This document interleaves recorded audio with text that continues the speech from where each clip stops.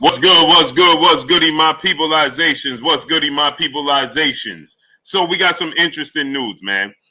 Undefeated two-time heavyweight world champion, British superstar boxer Tyson the Gypsy King Fury. He already quit, man. He threw in the white towel. He's throwing in the towel, and he don't feel like he's not confident he can win this fight.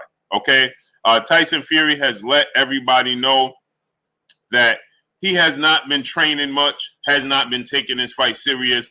And Tyson Fury, he states that, well, it doesn't need much training. I could beat Deontay Wilder on 3 days' notice. Okay. We know Tyson Fury had been apart from his now trainer in, Sugar Hill. They have not been training together.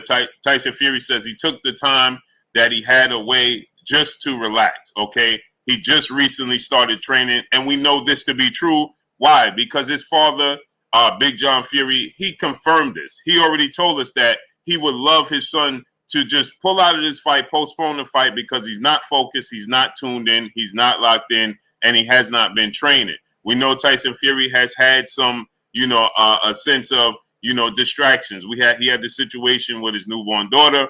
Also, we saw that Tyson Fury, he stated that, he hadn't, he just simply is not focused. Okay. So with that said, Tyson Fury, according to the reports, we know the reports that it initially had to be postponed. So we know today Eddie Hearn came out and he says that Tyson Fury is not in shape. He's not focused. He's not honed in. Okay. First things first, let me apologize to all my peopleizations, man, for being so late. But again, I had a headache over here. My eye was bothering me. So I had to close my eyes for a little while, okay, and just try to, let it subside. But anyway, Tyson Fury, he states that, he admits he hasn't been training. He when you hear this many reports, when you hear this many people saying that, Tyson Fury is not in shape, Tyson Fury has not been working out, Tyson Fury,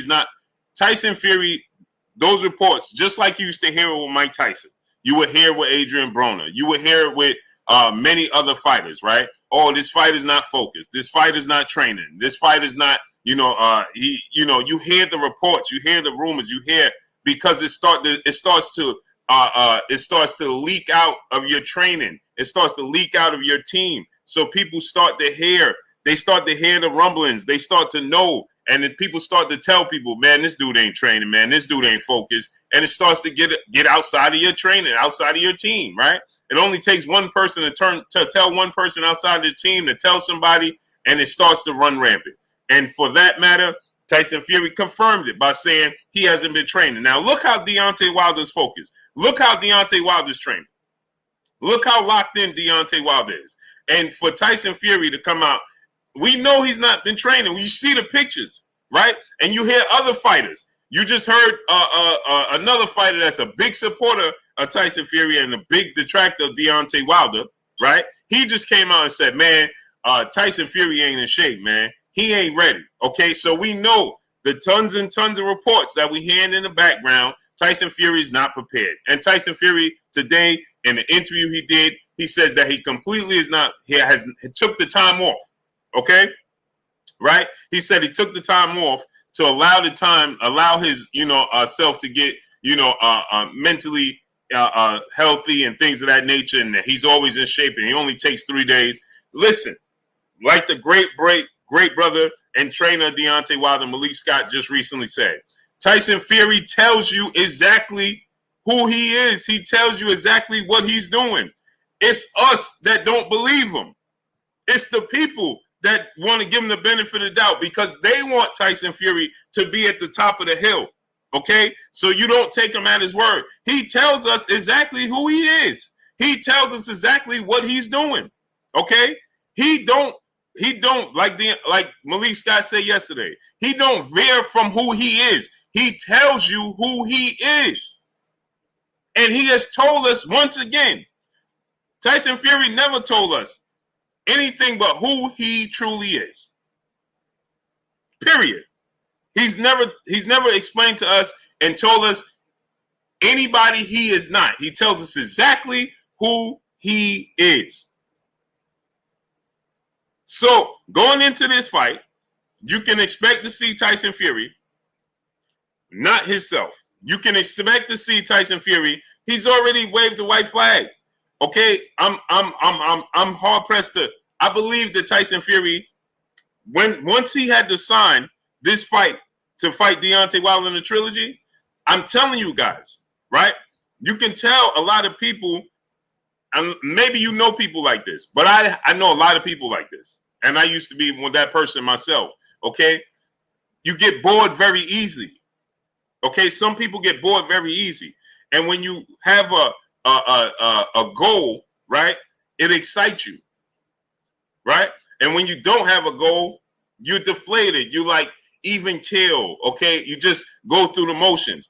And I truly believe, regardless of him having an unfair advantage, so on and so forth, Tyson Fury got motivated by the idea of fighting Anthony Joshua, because regardless if we thought or we know what happened with the gloves, we saw what the gloves and we know the tricks of the trade that he's been allegedly having, right? I have to say allegedly, right?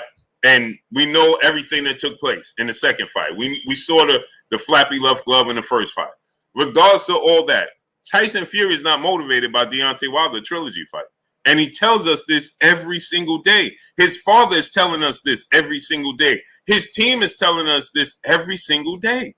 Tyson Fury is not motivated by this, right? And that's why they want him not in the fight, right? They don't want him to fight Deontay Wilder, because not to be motivated with a Deontay Wilder is the wrong guy to be in there with. Tyson Fury can beat many people, but you don't want to be in there with Deontay Wilder and you ain't focused. Skills from New Orleans, my brother in Super Chat, he said Fury never had intention to fight Wilder. Once he know he couldn't, that was it. I agree. And on top of it, it's familiarity. He's a guy that can't get in a place of comfort because that's not a good place for him. Roughhouse Boxing TV, my brother in Super Chat. Could this be Fury trying to pull a Jedi mind trick and get Wilder to ease up on his preparation? Nope.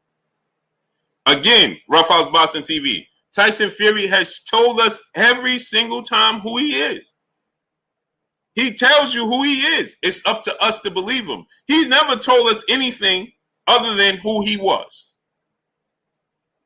It's just our expectations of who he is exceed his of what he wants to do. So we get in a place where we like, no, he do this. Oh, no, he do. No, he told us the Vladimir Klitschko fight, the Vladimir Klitschko situation, he's never been nobody but himself. It's just that the public has placed him on a pedestal, and he is a good, very good boxer. Like Malik Scott said yesterday, Tyson Fury is a very, very good boxer. He is. And because of that, he's a talent. And because of that, you expect more of him. David Bohannon, my brother in Super Chat, says, salute, Blue. Salute to you, great brother. I appreciate you. But the fact remains is Tyson Fury is who he is. He's not motivated by this trilogy fight. He's not. And like Malik Scott said yesterday, Tyson Fury don't care if he get knocked out cold. He don't care. That's why Tyson Fury tells you guys, if it was me that lost, I would just shrug my shoulders and keep it moving. Right. Because it doesn't matter to him. It doesn't matter. Corey McGowan, my brother in Super Chat, Blue Blood, how can I watch NFL and you at the same time? Oh, and Carnelo is up 3 rounds already on the judges' cards. Fight ain't happened yet. Oh, for sure he is. That's one thing. I'm hard-pressed to see Caleb Plant get a decision on the cards. Yeah, great brother. I had to start late, man, because I had another headache, man. I was getting ready to start. I just couldn't do it, man. I was getting ready to push myself to do it, and I'm like, I'm not going to be focused. I was getting ready to push myself to do it, and I was like, I can't do it. I got to rest my eyes for a few, try to take the tension off. Black Ninja, my brother in the Super Chat, nah, Blue, he's scared now. Why can't we say that? Because he's not. Did we hear what Malik Scott said yesterday? Malik, listen. You didn't hear the brother Malik Scott, my brother Tay Jones, Chris Bates, and Joey Scott strength and condition, who happens to be a athletic coach for the Olympics. They were all on Fred Barbershop Conversations. Listen to what Malik Scott told us. Listen to him. Tyson Fury, that doesn't move him because he's not a person. Tyson Fury doesn't feel like he has anything to lose. Y'all not. We don't listen to Tyson Fury. We don't listen to Tyson Fury because we like to compare Tyson Fury to other athletes. No, Tyson Fury tells us all the time. Tyson Fury has no qualms about getting knocked out. It actually excites him. But the problem is Tyson Fury has been there and done that. Win, lose, or draw. He wasn't motivated about a rematch with Vladimir Klitschko. He wasn't. Robert Singleton, my brother in Super Chat, motivated Wilder plus unfocused Fury equals yes, sir. That's my thing. That's why they want him to pull out of this fight. Because they know Tyson Fury is not focused. That's why they want him to. His father is telling us, I'm pleading with him to pull out of this fight. Deontay Wilder is not the guy that you want to be in the ring with. See, his team look at it from a certain standpoint, and they like, man, we can't do this. Tyson Fury's like, man, I can do it. It don't matter. See, he could take it or lose it. Take it or leave it. You understand? Now, he will be more motivated to beat Anthony Joshua because he's never been in the ring. It's something new. William O. Score, damn, my brother in Super Chat. Salute, Blue. Fury can't, and he wants out. Yeah, that's another part of it. But two, Tyson Fury is not a person. We got to stop looking at him as a normal athlete because he's not. He's anything but that. That's the problem. We look at Tyson Fury and we say, and we compare him to other fighters. Oh, he looking for a way out. Tyson Fury ain't looking for a way out. He don't care. See, if Tyson Fury, let me give y'all an example. If Tyson Fury was only responsible for Tyson Fury, he would allow himself to be in debt with the $80 million. Oh, I got to do $80 million? Oh, yeah, whatever. Yeah, Jalen, I have to because this is bothering me. It's still bothering me right now, but I could not do the live stream with y'all. Peace and blessings to the Queen, Jalen. So y'all got to look at my brother, Emmanuel H. What's going on? I know I haven't gotten to everybody. Salute everybody. I just wanted to get right into this because we started so late. So late. So, Fossey Brown, peace and blessings, Queen. How you doing today? So, Tyson Fury, we got to look at this. Tyson Fury, the only reason that Tyson Fury takes the stands that he's today is because of responsibility, because he knows. I'm going to be honest with y'all. Tyson Fury's family, his wife and his kids, is what got Tyson Fury today to say, man, I can't do that to them. That's the only reason. That's the only reason. So Tyson Fury, he understands regardless of himself. See, Tyson Fury saw that when he was down and he was in his darkest place, he didn't take just him with him. He took abundance of other people with him. And once he realized that he was dragging an abundance of other people with him, that's when Tyson Fury started to say, I got to be responsible. I can't do it to them. See, it's one thing. You ever see these movies where they be like, you can't hurt that person, right? You can't get to that person because they just don't care. So the only way you can affect them is by affecting their loved ones, because them physically, it doesn't bother them. That's Tyson Fury. Haas Boston, brother in Super Chat, he's starting to feel guilty for what happened. No, he's not. No, he's not. No, he's not. Not at all. Gilbert Rodriguez Jr., what's going on, young king? Chantel Hill, what's going on? Mandatory 8 films. Finn's Life 2000. Iwana Yashirala, what's going on? He said, y'all giving Fury too much credit. Dread the Dreads, brother in Super Chat. Fury just doesn't behave like a champion. No, again, we comparing Tyson Fury to an ordinary athlete. We have to get out the habit of comparing Tyson Fury to what a normal athlete would be or would reflect. Tyson Fury's not acting like a normal champion because he's not. He's just acting himself. The problem is we're not used to athletes being themselves because 9 times out of 10, they can't be themselves. Tania Marie, peace and blessings, Queen. How you doing today? Dwayne Jones, salute to the A. King Judah, MP. Bernard Lopez, what's going on? John J. Doe, Deadpool, what's going on? Jack T, what's going on? Big Block, what's going on? Yeah, Nutako Zoom, Mabenthe, what's going on? So here's the thing. Show your bots and IQ, what's going on? We're Terry Pruitt, peace and blessings, Queen. How you doing today? Majid, Darius Ewan, what's going on? King Dom Monda 87, what's going on? Do me a favor, baby boy. Turn this fan to me a little bit. Shaquise Rossi, peace and blessings, Queen. How you doing today? So here's the thing. We have to get out the habit of comparing Tyson Fury to what a normal athlete is. Because, see, here's one thing I realized. Deontay Wilder gets the detractors that he gets. LaJessica Burton, peace bless, Queen. How you doing today? Jim Helton, CJ Harper, Ron Robinson, Nah Israel, Sports Express Podcast. What's going on? Tiana Scott, peace bless, Queen. How you doing today? We have to stop. There's a few athletes that are themselves on a daily basis. And you see the detractors. Underground Asylum, what's going on? Eric O, what's going on? Tyson Fury is one of them. He's himself. It's just that Ernest Martinez Jr., Will Saab, what's going on? Jerome Kleberg, what's going on? G Bravo, Mr. Born Again, what's going on? The thing with Tyson Fury is that other people want Tyson Fury to reflect as their champion so they get behind him. That's why he gets a pass for the things he does. Thomas John, what's going on? Ryo AF, what's going on? That's why Tyson Fury gets a pass. 50 Cent, what's going on? The thing is, Tyson Fury, other people want to put Tyson Fury. Tyson Fury don't put himself at the top. He just a normal athlete that believe in himself. Sonya Pittman, Pete Weskin, how you doing today? He didn't pull out. He just let us know he waved the white flag. DJ 7 for life, what's going on? David Da Vinci, what's going on? Rax Music, what's going on? He didn't pull out of the fight physically. He just let us know he's not locked in. He waved the white flag. He's coming in unfocused. Renique 313, what's going on?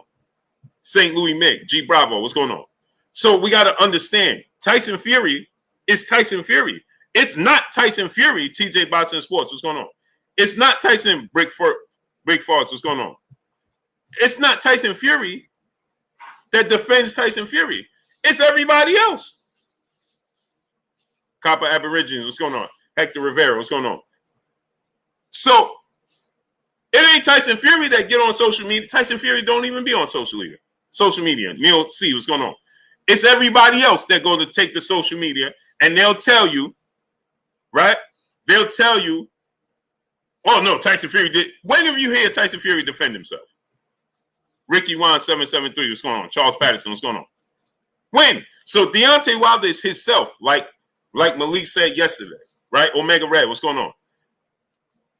The problem with Deontay Wilder is he's in tune with himself before he became the athlete come to know today. Before he presented who he is to the world today, he was already himself before.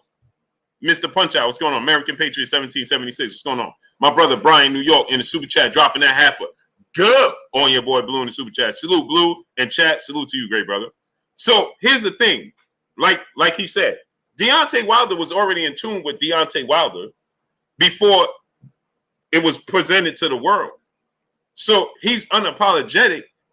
Before he was Olympic bronze medalist, before he was the heavyweight champion, he was already unapologetic. So it made it that much easier when he got into a position of quote unquote power and had a big platform. He just stayed the course of who he is and stayed unapologetic.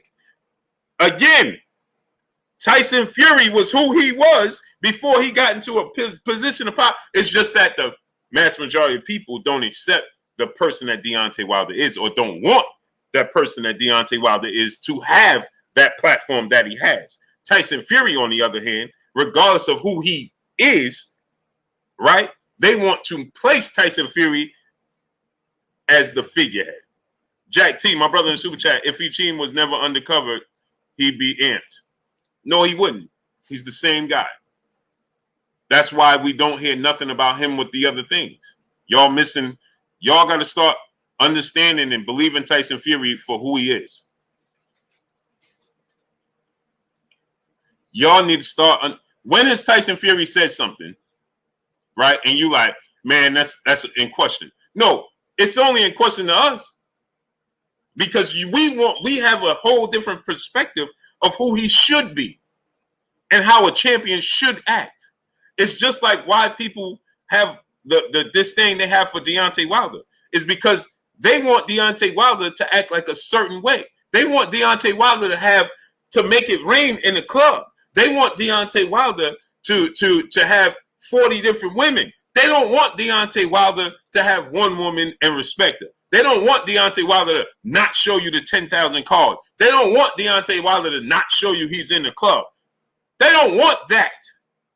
They want him to show you this. Y'all not hearing me. And so because Tyson Fury is who he is, right? The problem is everybody wants Tyson Fury to be the heavyweight, the face of the heavyweight division. As the heavyweight division goes, so goes the sport of boxing. They want Tyson Fury in that position. So it's just like the kid that has people in position of power around him that grew up with a silver spoon, right? And can't do no wrong. That's Tyson Fury. Why? Because they want him to. Tyson Fury it don't matter to Tyson Fury. He showed you that when he went on a 3-year hiatus, never rematched Vladimir Klitschko, and act like the fight never happened. He act like he wasn't even supposed to rematch him. He act like he wasn't even supposed to have an immediate rematch with Deontay Wilder. He don't care. He continues to tell you that. He told you that it's not about money. It's not about the sport. He just knows those things help him be able to secure other people that he's responsible for, people. Solo Production, my brother in the super chat. To me, it's like he's a champion on paper, but doesn't care to be a champion personally because he feels like no one can beat him. It's not that, great brother. Y'all not hearing me. I need y'all to hear me. Teddy Fresh, brother in super chat. So when Fury get knocked out, got a pre-built-in excuse. He ain't gonna have no excuse, people. Y'all not hearing me, man. Y'all not hearing me. When he gets knocked out by Deontay Wilder, I guarantee you, you're not going to hear one excuse come out of his mouth. The excuse is going to come from everybody around him. Y'all not hearing me. Y'all don't listen to Tyson Fury. Y'all listening to everybody else around him. Stop listening to people around him. Listen to him. He tells you all the time. He tells you who he is all the time. He gets knocked out by Deontay. He respects Deontay Wilder. He gets knocked out by Deontay Wilder. He's not going to make up one excuse. It's not going to come out of his mouth. Everybody else around him and the media are going to tell you and make up excuses. He's not. Let me ask you a question. I'm going to show y'all. I'm going to show y'all once again. All of this talk of him being distracted because what was taking place with the birth of his daughter. All of this talk of him being focused on Anthony Joshua and not Deontay Wilder. All of this talk of Tyson Fury not wanting to fight with Anthony Joshua. When did you guys hear Tyson Fury ever say that he was distracted, that he wasn't focused? When have you heard him say that? You've never heard him say that. He never even said it right now. What he said to you right now was, I don't even need a full training camp. All I need is 3 days. So he gets knocked out. He's going to say, oh, Deontay Wilder knocked me out. Else too. The people around him are going to tell you he was distracted. He wasn't focused. He was this. He was that. That's what's going to happen. The Libra 926 in the super chat. My wife, Renee Jacquez, said thanks for the shout out on 913. And she knew he was going to act like this because the cheating is eating him inside. Peace and blessings to your queen, Renee Jacquez. That's my son named Jacquez. Peace and blessings to the queen, right? But let me tell you this. What's taking place is not eating him up inside. He don't care. Y'all not hearing me, and y'all not hearing Tyson Fury. He don't care, people. He don't care. Because Tyson Fury has he has so many things that's going on around him inside.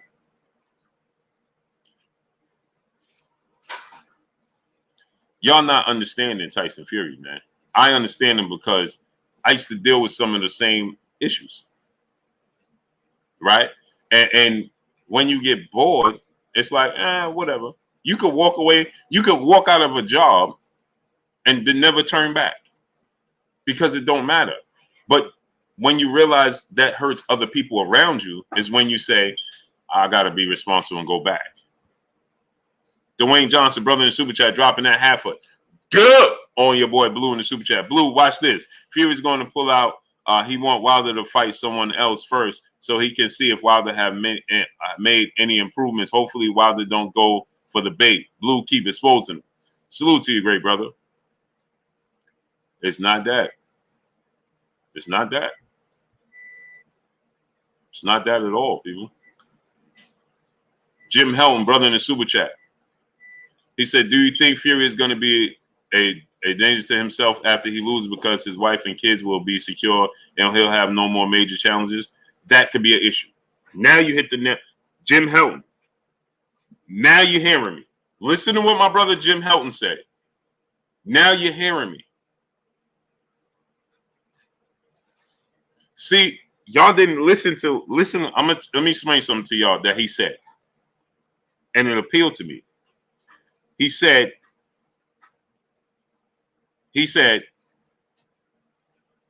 I can't go down that road no more.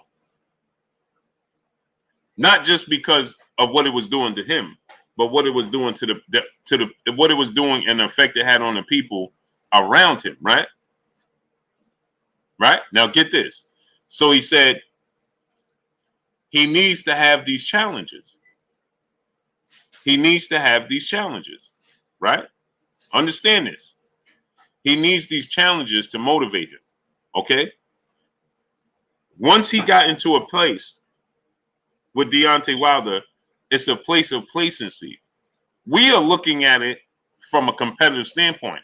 I'm looking at it, and I used to look at it through the eyes of Deontay Wilder because, bro, he had an unfair advantage. You feel like he took something from you. So I understand where Deontay Wilder is coming from. You understand? And I'm like, man, I want this to be on an even playing field, so on and so forth. That's my soul, and that's still my focus, right? But now I understand where Tyson Fury is coming from. See, the reason that everything gets swept under the rug is not because of Tyson Fury wants it to. He don't care. He's an open book, people. Y'all not hearing me.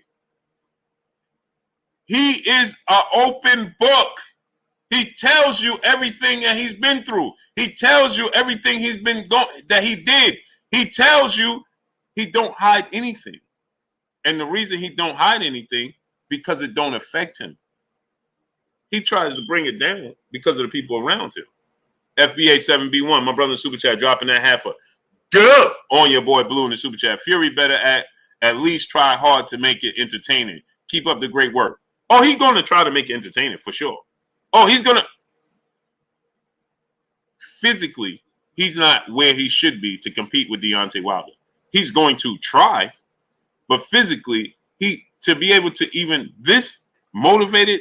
Why you think Anthony Joshua came out today and said he's going to get knocked out? Why you think Eddie Hearn is telling the world, hey, man, this dude ain't focused and he going to lose? Why you think, salute to my brother, bitch, be megastar.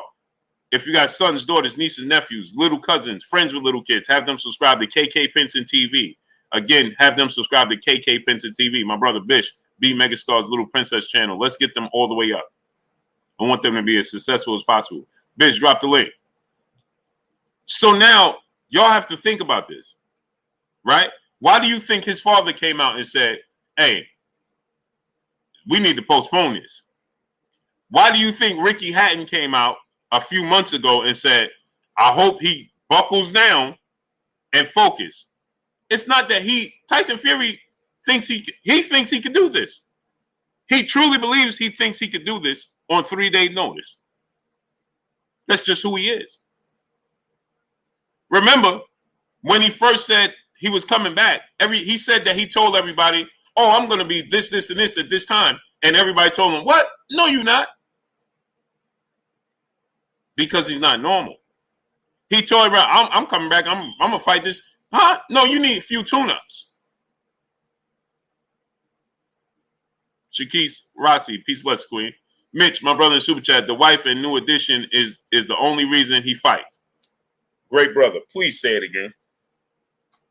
He's responsible for a lot of people around him.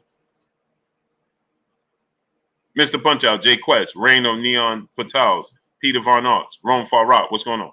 Brian Chanel Jr., Alfred Yashirala, what's going on? My brother Mitch, please say it again. Please say it again. Zion Law School, what's going on? He does this because of the responsibility, because of the people around him. Flame 721, Brian Bell, what's going on? It's not for him, people. Side of Ruler, what's going on? Welcome Down Ram, what's going on? It's not for Tyson Fury, the Haven Alexander, what's going on? Carlo Realist, what's going on? See, we want him to do it because you're the champion and you should defend the title. He's never defended a title once in his career. Tiger A, what's going on? Tyler Smith, what's going on? And my brother Bish, he says, still looking for unfair advantages, right? But again, Bish, it's not him. Chris Farwell, what's going on? Alvdon, what's going on?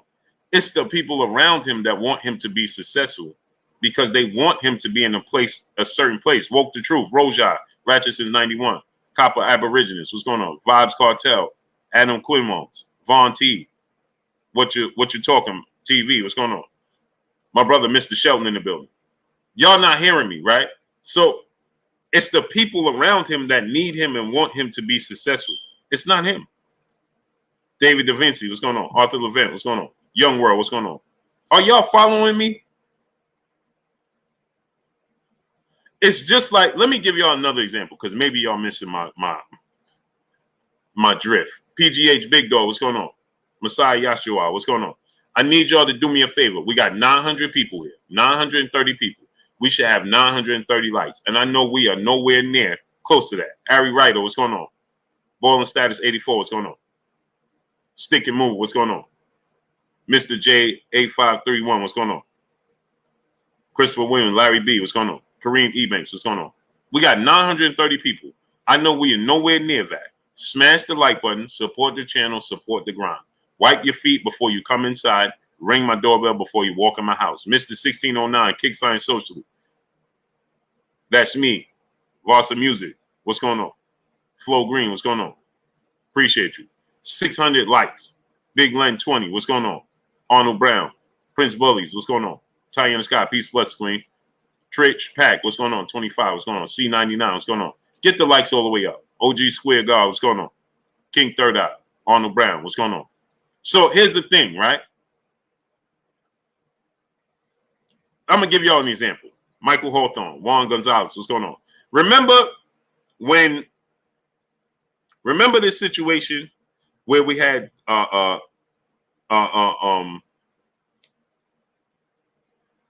Cooney,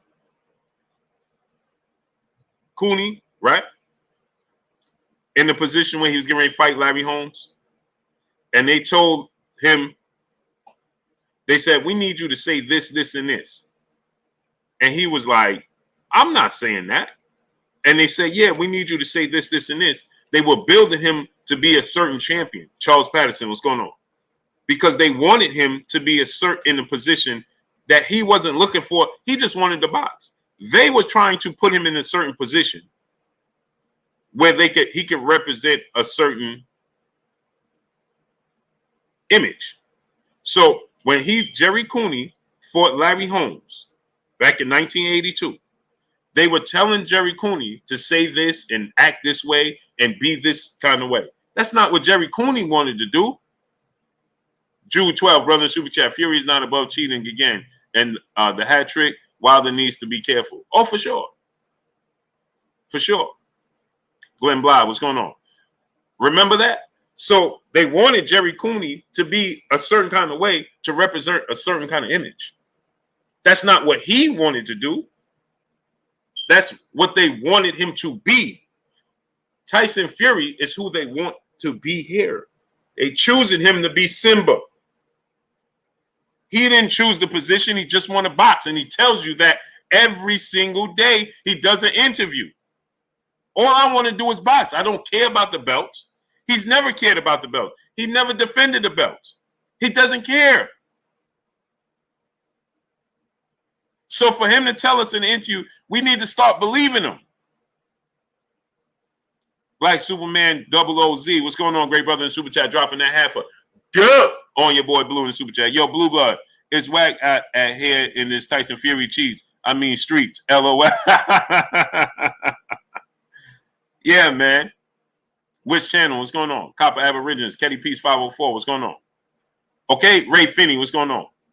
Tyson Fury tells you in every interview that he does, all he cares about is boxing. Jabari Bath, Devontae Richardson, what's going on? He tells you that. Sports Fan 226, what's going on? Aaron Thurman, brother in Super Chat, much love to you. Christopher Williams, what's going on? Every interview he does, he tells you, I don't care about belts. I don't care about this. Right? You think he wants to fight Anthony Joshua because he wants to be undisputed? Has he ever shown you that?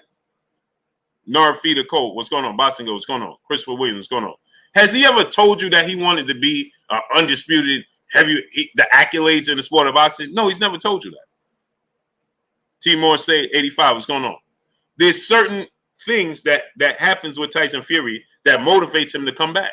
Like he said, it motivated him when Deontay Wilder, when he pulled up the video, he said physically he got emotional.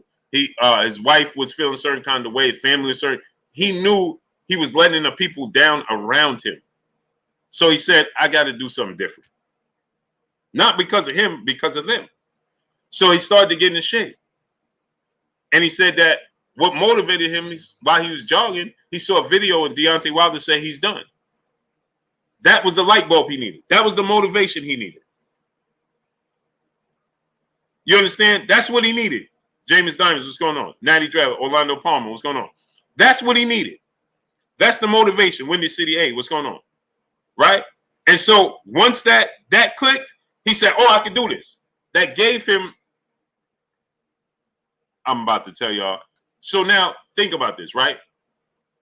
When you're in a certain position and you're feeling down, what's the first thing they tell you? Right? If you've ever been in that position, they'll tell you set goals. Set goals, right? It gives you motivation to get up every day. Set this goal. Focus on this. So now you have these steps. Okay, I got this. Now I got this. Okay, now I got this, right? It gives you little steps to work towards. You understand what I'm saying? Wesley Andrews, what's going on? Aaron Ross, Rosa, what's going on? So when Tyson Fury told us this, the Deontay Wilder situation, he said to himself, oh, that's little goals. Okay, so I'm going to have this tune-up fight. Then I'm going to have this tune-up fight. Then I'm going to have this tune-up fight. Then I get to the ultimate goal, which is Deontay Wilder. Like he told us with the Vladimir Klitschko. He tells you every time. Maybe a lot of people haven't lived it to understand it. But maybe you have to live it to understand it. Tony TV, what's going on? So when he said, oh, I set these little goals, and my goal from a kid was to get to Vladimir Klitschko. I got to Vladimir Klitschko, and what did he do after that? There was nothing else. There was nothing else. Can't lose. What's going on? So then, remember, Deontay Wilder and Anthony Joshua weren't Deontay Wilder and Anthony Joshua when he beat Tyson, when he beat Vladimir Klitschko. He got to the pinnacle, right? And that was it. He wasn't motivated to fight Vladimir Klitschko in a rematch because it was a situation of been there, done that. I did it already. There's no goal to set. There was no goal to set, people. And he's not a person that cares about the accolades. The goal for him was to share the ring with Vladimir Klitschko and beat Vladimir Klitschko. Do what people say he couldn't. So all those fights leading up to Vladimir Klitschko, right, was the motivation that kept him going for all those years. And once he got there, it was a situation of now what? MJ's Total Health Wellness, what's going on? James McGee, what's going on? Now he fought Deontay Wilder, right? And Deontay Wilder, regardless of what people want to think, he was the pinnacle. or is the pinnacle. You understand? He got to the ultimate top with Deontay Wilder. I made it back. You understand? I made it back. I made it back up here. I got the two stair steps that motivated me, which was his tune-ups. I got to Deontay Wilder. It ended in a draw. So he wasn't happy with that. So he had two more tune-ups. I couldn't do it. So what motivated him was I couldn't get it done. Right? Kevin Lyle Sr., what's going on? Donovan DeSille, what's going on? I couldn't get it done. It ended in a draw. So now, how do I get it done? You understand? Carter, my brother in Super Chat, him and Wilder both said it's an act, people don't listen. Brother, it's not an act, man. I've been there. I'm speaking from a place of experience. Big Ace Lester, what's going on? Anna Israel, all around strong. What's going on? I'm speaking from a place of experience. You know how they say real recognize real, right? You understand, I'm not saying he's real, but when you experience certain things in life, you can identify with other people. You can point and say, I know I know what he's doing. You get deflated. For instance, did y'all hear what Kevin Durant said? Deion Sanders, let me give y'all another example. Deion Sanders, he said after he won the Super Bowl, Deion Sanders is one of these people. Let me tell you something. Fight Night, what's going on? Deion Sanders is one of those people. Go look at Deion Sanders if you don't know who he is. NFL, the greatest cornerback in NFL football history, American football history, one of the greatest athletes to ever play professional sports. Listen to his story. He said once he got to the Super Bowl, he won the Super Bowl. After the Super Bowl, right, that was his motivation. He dealt with some of the same things that I myself and Tyson Fury was dealing with. So the Super Bowl, the run to the Super Bowl was more exciting than the actual Super Bowl. It was the thrill of getting to the Super Bowl and the chase, the motivation to get there is more exciting than getting there. You understand? So once Deion Sanders said he got there and he won, listen to what he said. After the Super Bowl, and Deion Sanders, another one, like Tyson Fury, doing a lot of partying, a lot of recreational use. You understand? Okay? For me, it was the bottom. For Tyson Fury and you know whatever it becomes an addictive personality, right? And so what happened? Deion Sanders said after he won the Super Bowl, right? And I never was an alcoholic. I just was, you know, it helps you escape reality. So what Deion Sanders said after he won the Super Bowl. A guy like Deion Sanders, you would expect, who was partying and hanging out. He said, I ain't want to party and I ain't want to hang out. I was deflated. I said to myself, this is it? He said he went to the hotel and just went to sleep. Now, you expect a person of Deion Sanders' status to go hang out, to go party and do it. He said all he did was go home and go to sleep. That's it. And then remember after that, he told the story of him driving his car and not caring and went right off a cliff. Go look at the story. So you can see, I'm not making excuses with Tyson Fury. What I'm telling you is he's going to get knocked out in this fight. And he's not going to care. The Tyson Fury that's going to come in this ring is not prepared for the Deontay Wilder that's getting ready to come in this ring. See, the Deontay Wilder that's getting ready to come in this ring, he's getting ready to show y'all a whole different dude that y'all have never seen before. Derek Yemenyez, my brother in Super Chat, dropping that half a hundo on your boy Blue in the Super Chat. Salute, Blue. I've been busy, but I didn't want to miss this. Fury is a whole circus clown. I hope the fight still happens so Wilder can put those paws on him. Oh, the fight won't happen. See, a lot of people are concerned, Derek Yemenyez.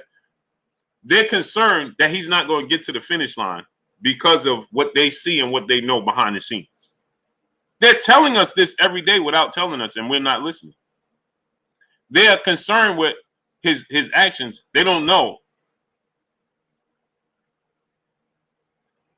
No, the win is going to still be very, very valid because Tyson Fury is going to come in the ring. But what I'm telling you is Tyson Fury is not looking to elevate his game. The same version of Tyson Fury that you saw in the second fight is going to come in his third fight. That ain't enough to beat Deontay Wilder. And that's what his dad is told everybody as well. You're going to get the same version of Tyson Fury that came in the second fight. That ain't enough to beat what's getting ready to come from the Bronze Bar. What's coming out of Alabama? What they got cooking down there in Alabama? St. Louis Mick, my brother in Super Chat. Fury is an adrenaline junkie, a thrill seeker. He's not a conventional fighter. It's about the new experiences, conquering the new things. Wilder in 3. Thank you, my brother St. Louis Mick. What motivates him more to get in there with Joshua more so than with Deontay Wilder? It's not that Deontay Wilder's not good. It's just the person who Tyson Fury is. Arthur Levent, brother in Super Chat, he should be motivated to show he can beat Wilder without or at least be motivated to get knocked out. #bombs. See, the thing is, he don't care. Y'all not understanding. We care because we love the sport of boxing. We care because we care about the accolades. You know what I mean? Athletes, you tell them what they accomplished and they didn't even know they accomplished it. We care more about those things than they do. We think that it's, oh man, this dude acting like he ain't know. No, they didn't know. Jim Helm, brother in Super Chat, dropping that half a dub on your boy Blue in the Super Chat. It wouldn't surprise me if Fury pulled a Rockman. I've heard from good sources that Rockman in the rematch with Lennox Lewis was not motivated either. And it's not that Southern T Boxing and Sports. Go subscribe to my brother Southern T Boxing and Sports. Southern T dropped the link. Corbin Phoenix, what's going on? Will Lattimore, what's going on? Big Ace Laster, what's going on? Michael Helton, my brother. Kane Ortega, what's going on? He said, this dude said clickbait. Where do they find these dudes at? What's Kane Ortega? What's clickbait? Watch this now. Because I feel like roasting, just cause. So Kane Ortega, don't time him out, don't block him, don't do anything. I just feel like, you know, the train hadn't pulled out the station, and I feel like taking a spin around the block. So you say it's clickbait. What's clickbait? Stingy Loco, brother in the Super Chat, dropping that half a good on your boy Blue in the Super Chat. I seen an interview before Fury landed back in the States saying that it might be perfect timing for Wilder because he has a lot of going on. Then turns around and said, I only need 3 weeks to train for Trilogy. Yeah. Because that's what I'm saying. I'm trying to, Maurice Bridges, Eric O, Cedric Williams, what's going on? Stingy Loco, that's what I'm trying to get y'all to understand the character of who he is. No. Y'all have to eat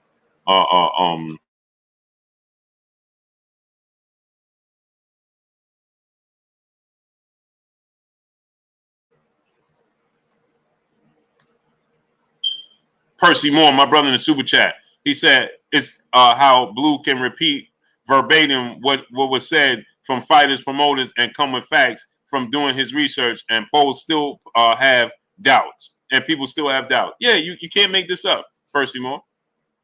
So this brother said it's clickbait. What's clickbait? So where'd you go? Helicopter School, what's going on? Wendell Jackson, Scoop Newsworthy, what's going on? I need y'all to smash the like button. Get the likes up. Prince Adar, what's going on? What's going on, great brother? Where'd you go, great brother? Marky Dan 123, Pat Cannon, what's going on? R. Espinosa, what's going on? And then I'm gonna open up the phone lines. The brother said it was clickbait. Where'd you go? You wanted my attention, now you got it. Well, here it is. A. Louis, what's going on? Tone Capone 1, Sylvester Simon 2011, what's going on? You wanted my attention, the streamer, Dwayne Yosef, what's going on? Well, here it is.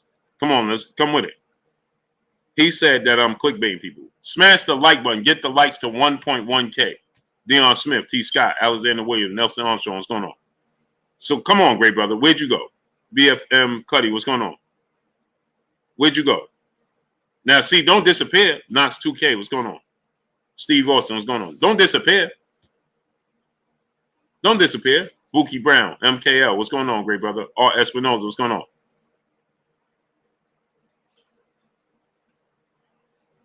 Don't disappear. Come on. Now, tell the people Let's have this conversation. You said I'm clickbaiting. Who did I clickbait? It's not my fault. I know it says pay attention, but it's actually free. Leo said it. What's going on? Clarence Collins, what's going on? I know it says pay attention, but it's actually free. It's just all wordplay.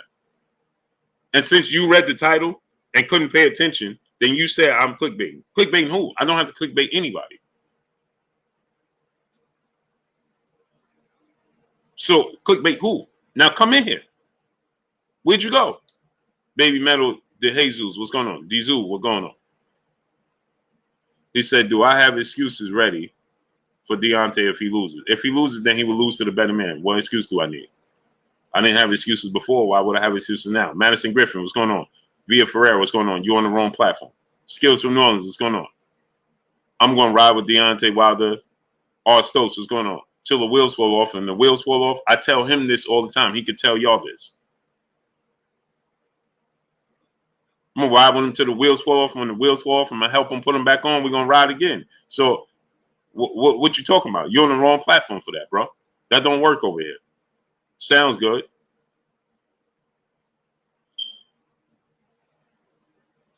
See, I'm different. I'm built different. Robert Gonzalez, what's going on? Mark Wonderly, what's going on? Chris Noah, what's going on? You see this right here on my hand? Loyalty. Show you right there. See that? I deal with facts over feelings, loyalty over everything. That's just who I am. Maybe you're not that way. Tia Ma, what's going on? I'm gonna tell her how it is. I tell my family how I never hesitate to tell nobody the truth. Alan Green, what's going on? Because I pride myself on that. Maurice Bridges, brother in the super chat, dropping that quarter of a hundo on your boy Blue in the super chat. Keep hitting them with facts over the top of their head. Blue, salute to you, great brother. I appreciate you 1,000%. See, that's what people get confused. That's what people get confused. They think, oh, I got him now.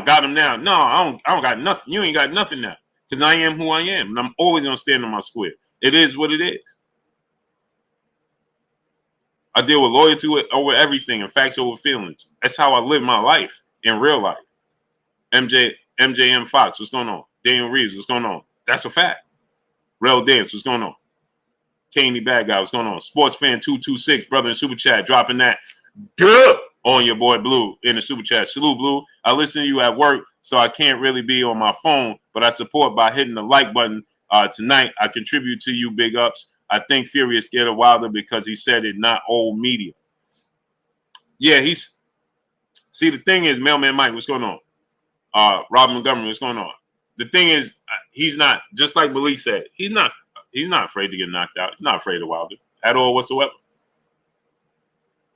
Right? It's not, he didn't avoid the Trilogy fight because he didn't want to get knocked out or lose to Deontay Wilder. He was trying to avoid the Trilogy fight for what he deemed in his mind to be better things, to be something that's more motivated. We look at it, hey, bro, you're not being a man of your word. He don't care about being a man of his word.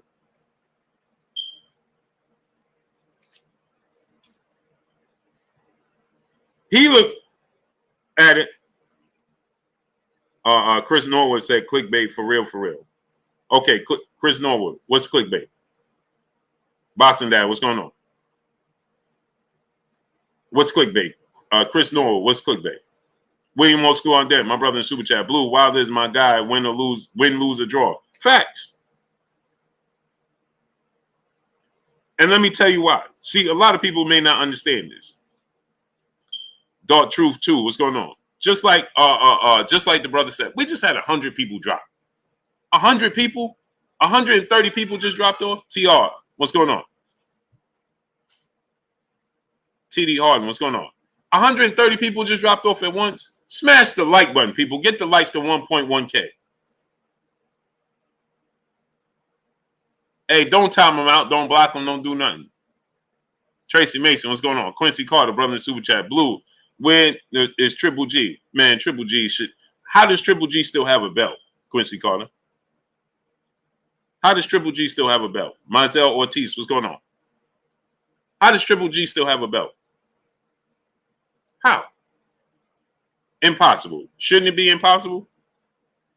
So Chris Norwood said, Chris Norwood been here for a while. He said clickbait for real, for real. Chris Norwood, I'm going to need you to come to the front of this congregation. Don't time him out. Please don't block him. Don't do anything. Lavon Brooks, what's going on? Welcome down, Big Ram. Welcome down, Ram, Big Step. What's going on, great brother?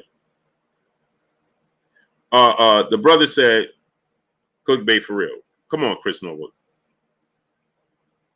Wiz and Grizzly, what's going on? Number 3, what's going on? Bama Jeff 79, what's going on? Riser 92, what's going on? Chris Norwood, please don't time him on. Is he timed out right now? Mr. Williams, what's going on? Is he timed out right now? Is that why he's not responding? Let me know if he's timed out, because I can't see it. Chris Foss, brother in Super Chat. John Fury said we're going to see and snot coming from Deontay Wilder. You think they plan on with the gloves again? Thanks for breaking down Fury mindset. Oh, for sure. Sabanjal Howard, what's going on? Heidi, what's going on? Oh, for sure. Oh, for sure. High Five Trends, what's going on? LF, what's going on? Listen, Chris Foss. If you look for unfair advantages in any situation, it ain't the first time you did it. It won't be the second time. The first time you did it was to see if you could actually get away with it. The second time and the third time and the fourth time, you know what that has to do with it? It's just a makeup of who you are. It becomes who you are.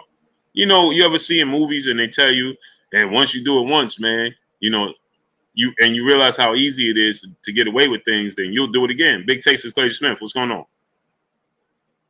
So it becomes either the makeup of who you are starts to reflect. If you continue to do it and you say, listen, here's one thing my wife could tell you guys. I live by this as well. Some people are sorry they got caught. No, some people are sorry for what they did, and some people are sorry they got caught. It's two different things. Brent Lawson, what's going on? You understand? Some people are sorry they got caught. Some people are sorry for what they did. And they'll say to themselves, the makeup of who that person is, I can't do that again. I'm not going to do that again. Because you can see how it affects the people around you. Man, I can't do that again. But then some people have a selfish mindset where if it benefits me, I don't care about how everybody else is affected. And so you'll continue to go down the same path. Lamar Pedros, what's going on? Big George 850, what's going on? Kane the bad guy. And see, the thing is, Kane the bad guy, he said thief will remain a thief, but that's not true. See, because to become that, you had to do it one time. No, it's not the thief in you, it's the selfishness in you. It's not that you're a thief, it's that you're selfish. So you do whatever is necessary to benefit you. Whatever benefits you. So you don't care how it affects the people around you. Lou Hinton, my brother in the super chat, he says, salute, Blue, salute to you. That's a dude is a pillar. Lou Hinton is a pillar of Blue Blood Sports TV. Been here from the very beginning, before I had 100 subs. Lou Hinton been here before I had 100 subs. Lou Hinton, now we got 100,000. You've been here before I had 100. Now we had 100,000. You've been a part of this, bro. A part of this journey. My brother Lou Hinton was a sub to me when I had 100 subs. And he's here when I have 100,000. Miss Kibble, Peace Plus Queen, how you doing? He's truly, truly a pillar of Blue Blood Sports TV, man. He's been here from 100. Wow, man, from 100 to 100. Salute to my brother Lou Hinton. It's my brother right there. That's a fact. The streamer, my brother in the super chat, he said, Wilder, please bring your own water to the fight and the glove don't lie. Someone needs to stay in the room when he puts on the gloves. Hashtag Mr. Glove Gate. Oh, for sure. Oh, it ain't going to be the same. It ain't going to be the same. Yeah, Lou Hinton, he's been here since I had 100 subs from my very first video. He was one of the first people to comment on my very first video. Lou Hinton was the first person, one of the first people I remember commenting on my very first video. And it stuck with me from that day, and he's been here since that day. That's a fact.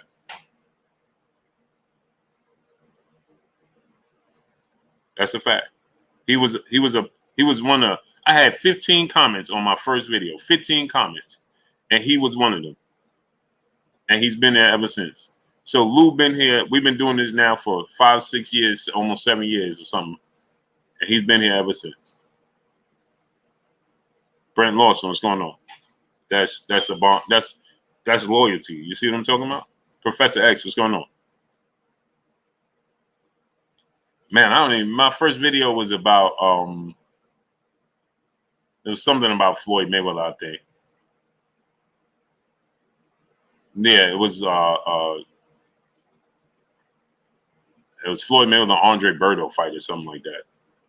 Nev's Nation, what's going on? Tiana Scott, the Queen.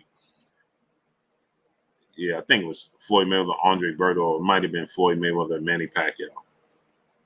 One of those fights. It was back then.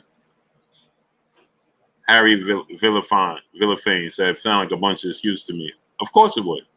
Because we're not a makeup of people that choose to elbow. What's going on? We don't make up people. Yeah, you know what? It was Marcus Maidana fight, I think.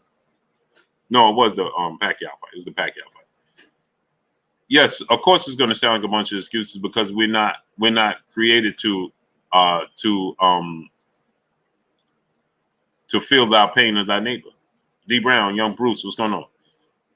So it just is what it is. Quincy Carter, my brother in the super chat. After Wilder wins, who's next for Deontay? AJ? I don't think AJ is going to take it immediately. New World Era Music Group, Pure Muscle, what's going on? AJ is not going to take it immediately. He already told us that. Emmanuel H, my brother in the super chat. He said, Blue, give that man a toolbox. A wrench doesn't do justice. Salute to the loyalty. With that said, was Blue snacking during lives back then? Nah, man, I didn't even know how to use the live stream at that time, man. I was just doing uploads. Ali Vaso, what's going on? I was just doing uploads. And Lou will be on every video.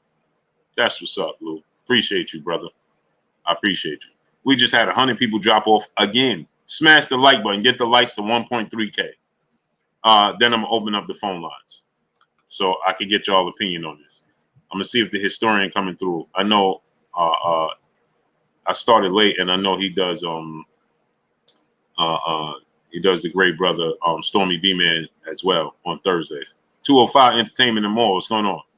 Mark, you Dan 123, my brother in super chat. Wilder walked the streets of Chicago to try and bring peace to a city that he's not even from. How could you not root for someone like that? That's a fossil fact. That's beyond the fact, right? And he not only that, let me tell you, man. Deontay Wilder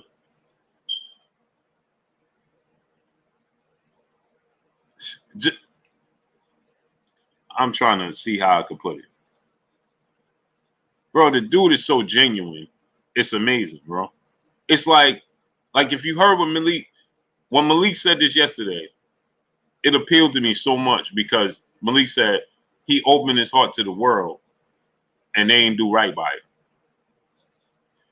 Now, is he going to be stubborn? Of course he is. Is he a human being? Of course he is. Ernie Martinez, what's going on?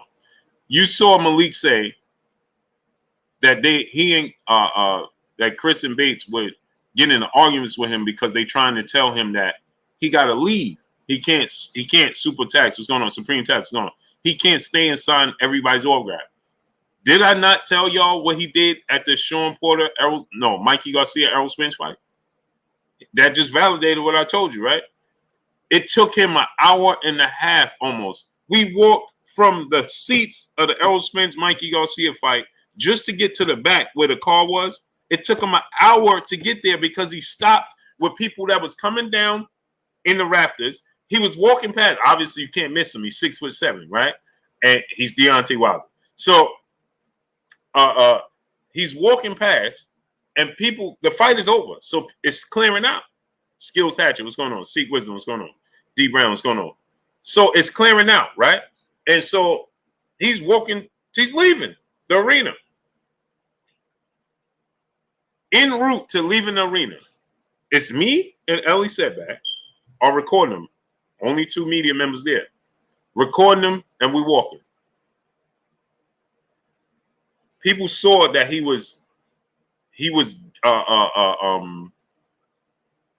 engaging with the fans. He wasn't Clint Eastwood. What's going on? He wasn't just walking through the crowd, right? He was engaging with everybody, and people saw that he was engaging with everybody. So of course they gravitated. It's just him and Chris. I mean, Chris and Joey. It's just Chris and Joey. If Joey was even there, I know it was Chris was there. Joey might not even been there. It might have just been Chris and Joey. I mean, Chris and Deontay. I know for a fact Chris was there, right? I don't remember if Joey was there. He might have been there. I don't remember. But nonetheless, I tell the story all the time, right? He's walking, and of course, people start to gravitate because he's giving people attention, right? He signed, I kid you not. I'm trying to Angel Torres, what's going on? I respect every boxer that get in that ring and put it on the line. Every boxer. I will never take Joey Hargreaves, what's going on? JR, what's going on? And I tell fighters this that I have a relationship with. Jay Sanders, what's going on? Tev Gotti, what's going on? It's okay for them to say, oh, this guy is this, this, and this. But I respect all of them to get in the ring. I will never say, oh, this person this person that. Outside of the politics and things of that nature, they can judge each other on that scale as far as respect and not respect. But you get in that squared circle, I don't care what you did outside of the squared circle. I don't care what you did. To get in there in front of thousands upon thousands and millions of people, and it's just you and another man, and it's just a test of will, bro, I respect every one of them that do it. Every single one of them. Don't mean I got to like who they are outside of the ring, but I respect all of them for attempting to get in there. That's just who I am. You don't have to like it. It's just who I am. Jay Lynn, peace blessed to the queen in the super chat. Blue, you mentioned Triple G earlier. What is the difference between him and Bud before Bud was mandated? There's no difference. There's no difference as far as the root of their career, except Terrence Crawford was moving through different weight classes to get better challenges. He tried to fight Danny Garcia. Triple G ain't never tried to fight. And he started, remember, Danny Garcia wasn't at 130 and 135. But Terrence Crawford tried to fight Danny Garcia. He tried to fight Mikey Garcia. He's trying to fight Manny Pacquiao. These guys are all in weight classes above him. Triple G stayed at middleweight, never left middleweight, never seeked out any bigger challenges. The only reason he fought Canelo Alvarez because Canelo Alvarez came in his wheelhouse, came in his backyard. Other than that, he wouldn't even look to fight Canelo Alvarez. So that's the difference between Triple G and Terrence Crawford. Anthony Robinson, what's going on? That's the difference. Triple G, but Terrence Crawford fought in November. Triple G fought in December, but he ain't even trying to fight nobody. He told us he ain't fighting again in December. Huh? Alonso Amazing, what's going on? He just flat out told us, I ain't fighting again till December. And they ain't do nothing about it. Bass 2947, what's going on? How could that be? Bro, how you holding the belt? Big Pooh, what's going on? Tev Gotti, what's going on? How you holding the belt? Martel Slim, what's going on? At least Terrence Crawford was trying to fight Manny Pacquiao. He didn't get the fight. Bronky Malik, what's going on? Shalom, King. T-Pums 101, brother in Super Chat. I'll be in the building October 9th, rocking my till this day attire loud and proud. Salute to you, great brother. You understand? So, at least Terrence Crawford was trying to, he might be picky with it, but Triple G ain't even trying to fight nobody. He got fights right in his division that's on the same side of the street as him, And he ain't trying to fight them. Jackie Winfrey, Wayne Wade, what's going on? He ain't trying to fight them. He ain't trying to fight nobody. Loving Down Gaither, what's going on? He had a tune-up in December, said, I'm going to wait for Canelo Trilogy, or if I can't get that, I'm just going to wait to fight Murata in December. Huh? Wait a minute. And Murata's doing the same thing. Why aren't they stripped of their belts? Zadez Buchanan, what's going on? Yeah. Facts. I agree. So my thing is this, right? My thing is this when it comes to, this situation with Tyson Fury and Deontay Wilder. So Deontay Wilder, I watched this man walk from his seat in Dallas Cowboy Stadium in Dallas, Texas. What's going on here? Dead. I watched him walk from his seat and sign each and every autograph possible. I watched it.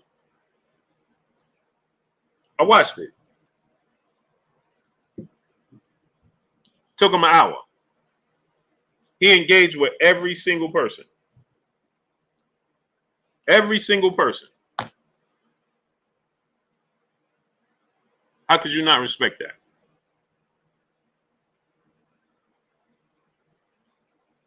Said, but Canelo fighting sparring guys for $30 million. At least he fought Billy Joe Saunders. And Caleb Smith is a good fighter. I don't know. He just didn't come to fight. Adrian Vett, what's going on? At least he fought Billy Joe Saunders. And Caleb Smith is a good fighter. He just didn't come to fight. And now he's going to fight Caleb Plant. Triple G, who is he for? Superman, what's going on? Who is Triple G for?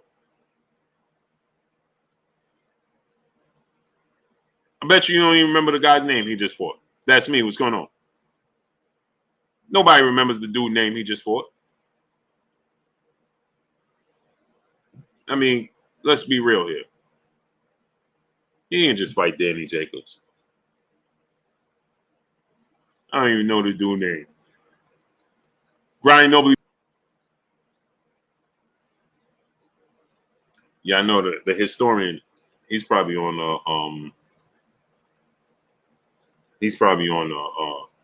I know he does the show with Stormy B, man, on Thursday nights, man. I just started super duper late. Mark it in 1, 2, 3, brother in super chat, dropping that halfer. Good on your boy Blue in super chat. Murata was elevated super champ almost 2 years ago and has never defended his belt. Once explained to me how they could strip an icon like Pac and yet let him keep his belt. Yeah, that's not. It's not even defendable. The Jesus GQ, what's going on? You can't even defend that. Can't even defend it. That's ridiculous. G Matic, what's going on? Steven Johnson, what's going on? It's truly ridiculous. Quest, do me a favor. Just charge this for me, man. Charge this for me. You know how to charge it? Huh? Yeah, just plug in any charger. I don't care. Anything that's going to charge it. Yeah, there's no excuse for Murata still being a champion. That's ridiculous. Anthony Lumar, my brother, what's going on? Sports fan 226, what's going on? It's not even, there's no reason, there's nothing that says that Murata should still be the champion. Or Triple G. Neither one of them. But anyway, so smash that like button. Get the likes to 1.5. DFW Motivation, what's going on? The likes to 1.5. So Tyson Fury, essentially, he threw in the towel. He waved the white flag. He told us. He waved the white flag. Now, he going to think he's going to go in there and actually win the fight. And he's not. Curtis B here. What's going on? He's not. He's not going to win this fight, people. Dennis James TV. What's going on? The mindset and the focus and the level that Deontay Wilder's at, compared, you did it. compared to where Tyson Fury is at, it's not going to happen. Rosal, what's going on? That's why you got, look at this. Once again, 100 people just dropped off. Over 100 people just dropped off. How? How could that be possible? Smash the like button, man. Get the likes to 1.5. So, again, right? The level where Deontay Wilder is, for Tyson Fury to tell the world, he just took time off. He was just resting and relaxing. He didn't train much. John Doe 311, what's going on? He said, has Wilder improved his boxing skills? I would say so. You don't think so? Oh, the fight gonna happen, Jalen. Oh, it's gonna happen. Marcus Freeman, what's going on? Okay. GSX. Oh, I'm not even gonna try to read your name. Wilder exercises, and you think he's a now, brother.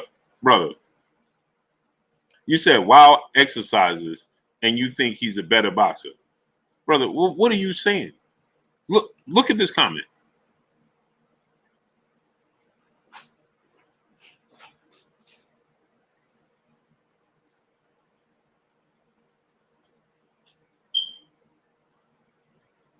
Wild exercises, and you think he's a better boxer. What are we talking about here?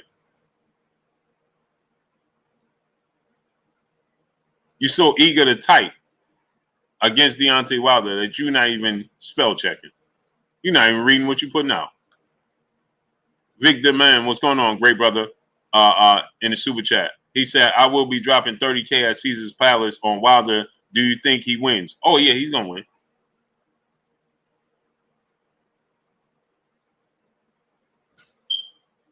So now you said he's working out, and you think he's going to be a better boxer. Salute to my brother Victor Man in the super chat. Much love to you, great brother. Yeah, I think Wilder's gonna win. Now you said this. He's working out, and you think he's going to be a better boxer. What do you mean? Take your time, great brother. I'm not going nowhere. Relax. Type what you want. I'm going to give you the time of day. Colin Frederick, what's going on? I'm going to give you the time of day, brother. Take your time and type what you want to be typed. Haven't shown anything in the ring to see the improvement. Okay. He's shown a lot. He's shown a lot. And his attention to detail is the difference. That's the difference. If you trying to understand, if you're saying, all love to you too, great brother. Anthony Bolton, what's going on? What he's showing you is the attention to detail. That's the difference. The motivation, the head movement.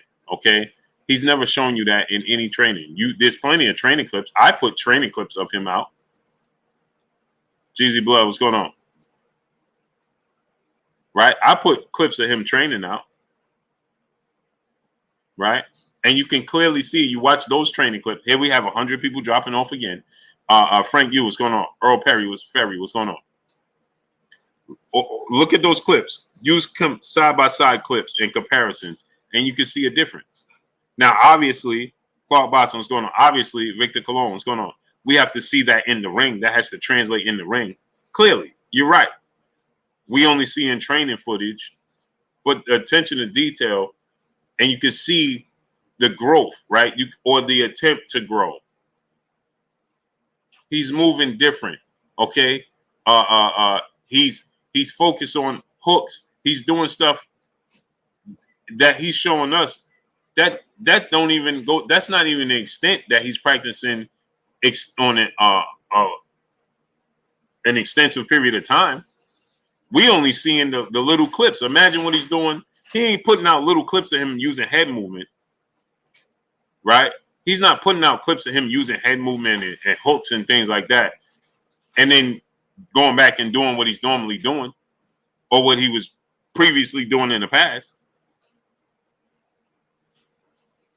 You know that he's just giving us a glimpse of what's to come. Now, again, obviously, he has to do it. Clearly, he has to carry it out clearly, but the intent is there. You understand? The intent to improve is there. You understand what I'm saying? So that shows you, Robert Gonzalez, what's going on?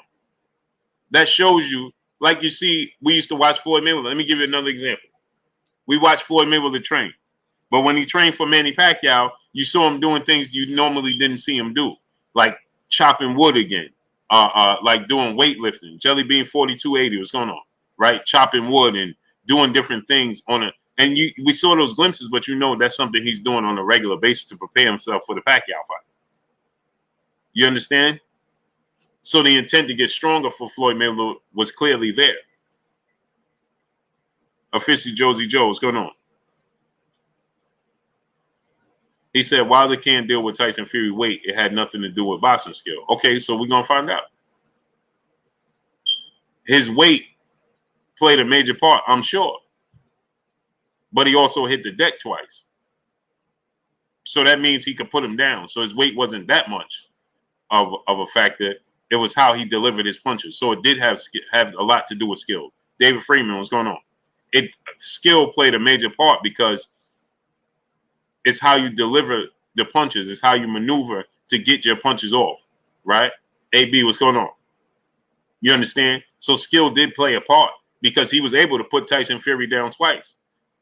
So if he could put him down twice, that means the size, yeah, it was an advantage. It helps Tyson Fury, but that it don't mean that Wilder can't do nothing because of the skill, because of the size. Frank, you say you think he's going to walk in the robot armor again? Yeah, I think he is. And what does his armor have to do with anything? Stephen Curry, what's going on? You think he will be abandoning his training possibly and go back to the one punch KO? That's what we got to see, right? That's what everybody's intrigued to see. Even Tyson Fury said, once I hit him, or once he hits me and lands a big punch, he'll resort to his old self and look for the knockout. Everybody's intrigued to see if he could stay the course of what he's learned. I'm sure he's even eager and anxious to get in there and carry out and follow the order that he's been training. Prince Blizzard, what's going on? Mongamio, what's going on?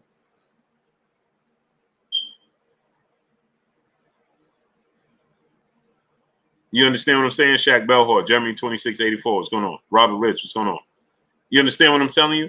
I'm sure Cedric Walker, what's going on? I'm sure he's at a place where he's like, man, I want to display everything I learned. He's eager to get in there, and I'm sure he want to see as well. I'm sure Malik Scott want to see. Mitchell Hamilton, what's going on? Will Latimer, what's going on? Stephen Smith, what's going on? Stephen Smith, what's going on? You understand? I'm sure everybody wants to see, including himself. They want to see.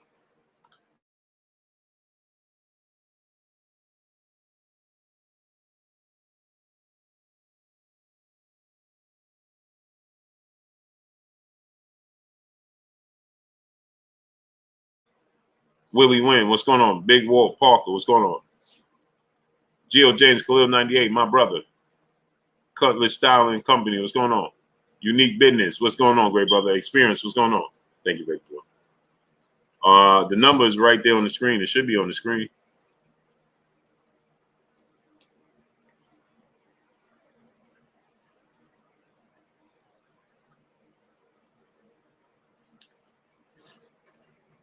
I'm gonna open the phone lines in 5 minutes. Samantha Martinez, peace, bless, queen. How you doing today?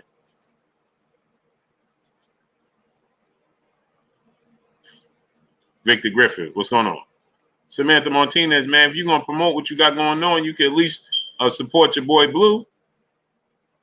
Smash the like button, get the likes to 1.5K. You're gonna come in here, Victor Griffin, what's going on? King Kong, what's going on? I don't got no problem with you promoting your channel, but man, can we support your boy Blue? Break me off. You understand? Hold me down. Enormous Giant Clothing Company. What's going on? I don't mind. My G, Eminem Smoke. What's going on? Damaris Colin. What's going on? I don't mind, but come on. Hold me down. You're going to come in my place of business and sell your product. Didn't even say hi. Come on. Where we do that at? Lynette Bowman, peace, bless, Queen. How you doing today?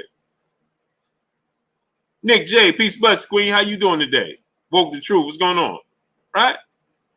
Come on. You at least say hi to me. You come in and, I got that good for you. Like, I ain't even standing here.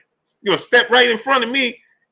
I'm like, yeah, Tyson Fury, you step right in front of me. Yeah, I got that good for you. You understand? I got hair. I got this, I got that. Come on. Listen, I know you probably from New York. I know you probably from New York, too. Ryan Noble Barfield, what's going on? Because that's a New York state of mind right there. Al Green, what's going on? Pierre Ali, what's going on? Robin Gonzalez, what's going on? That's a New York state of mind. You understand me? So I'm used to it. That's why I'm just asking you. You know what I mean? You know what I mean? You feel what I'm talking about? Quincy Carter, my brother in Super Chat, Blue. When is Gary Russell Jr.? Man, you tell me, great brother. You tell me, great brother. Salute to my brother Quincy Carter in Super Chat. You tell me. I have no clue.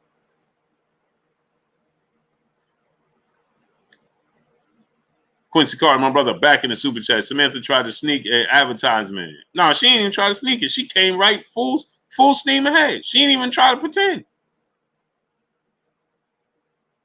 She ain't try to pretend. CJ, what's going on? She ain't try to sneak in. She came in bold. Yo. Probably had on Tim's. Yo, got that. I got this. I got that for you. You dig? Probably had on Tim's. You know what I mean? You dig? Yeah, because New York women, you know what I mean? They wear Tim's hard body too. Taylor for what? My brother, what's going on?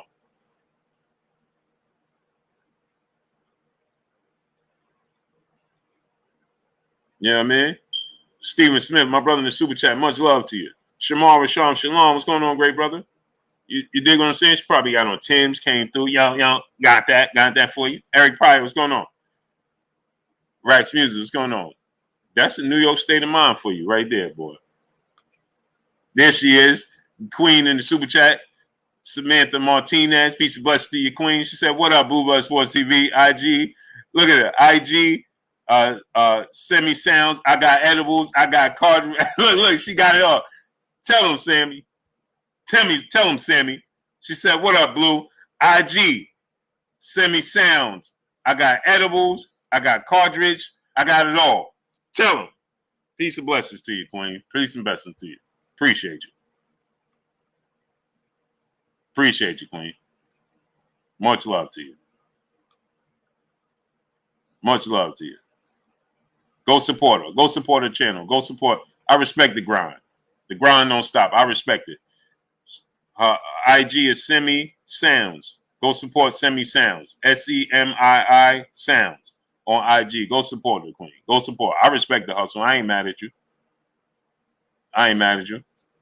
My brother, Charles Edward Cheese, in the Super Chat, dropping that 500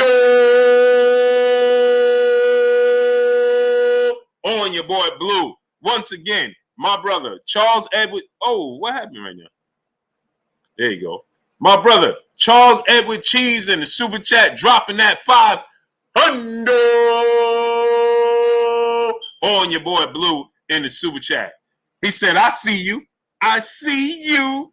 I see you. Salute to my brother, Charles Edward Cheese, in that Super Chat, dropping that 500 on your boy Blue in the Super Chat. Much love to you, great brother. I appreciate you coming through, studying up, and showing me some love, man, all the time on the daily. That's much love and appreciation. African Sci-Fi Scholar, my brother in Super Chat. Salute, Blue. She came in the barbershop, didn't greet, talking about, I got that new Jet Li on DVD. Yeah. Yeah, that's what she did. I got that. Jerry Garcia, what's going on? Yeah, African Sci-Fi Scholar. That's why I say I respect the grind. I respect the grind.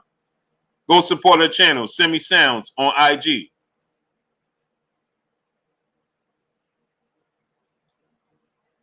Kevin Capote, what's going on?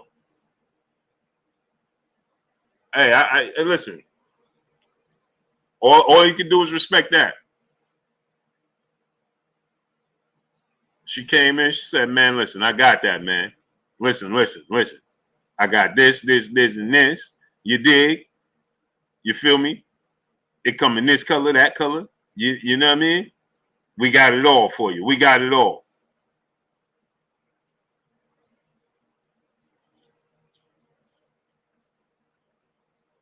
We got it all.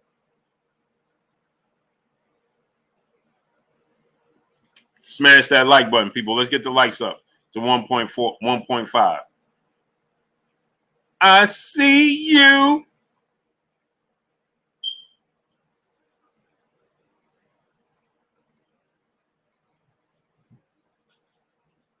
So, you know, we're gonna get to the fight.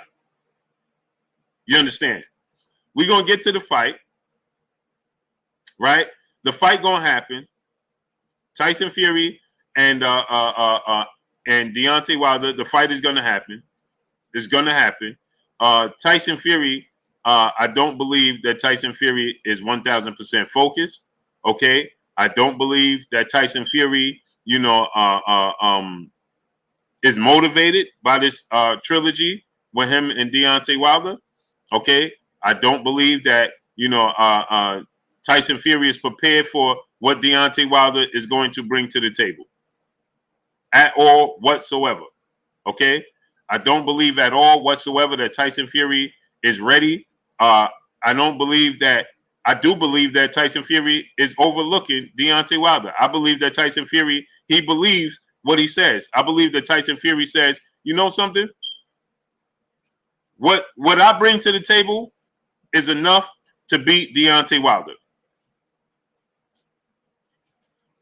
What I bring to the table is enough for me to beat Deontay Wilder. I don't need you know, to have an extensive training camp. I don't need to, you know, to go above and beyond, you know, and put myself, you know, and have to, you know, how you say, sacrifice my time and things of that nature. I believe that. You understand? And so, in return, he's going to get knocked out. He's going to get knocked out. Baby boy. Quez.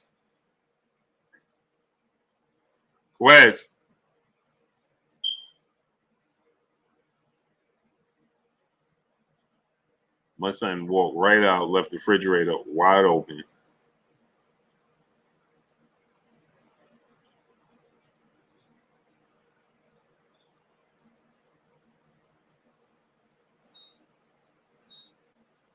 Left the refrigerator wide open.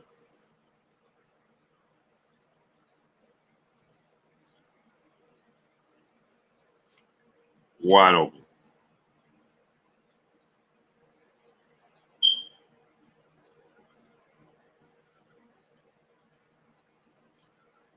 So Tyson is still in his 3-step program. Yeah, Tyson Fury. See, the thing about Tyson Fury is this, right? Quez. Brian.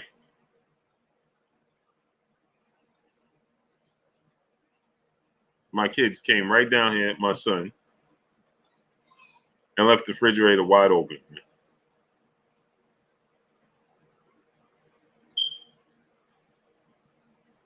Yeah, so go to Semi Sounds on Instagram. Support her movement. Now I gotta tell her. Somebody left the refrigerator wide open.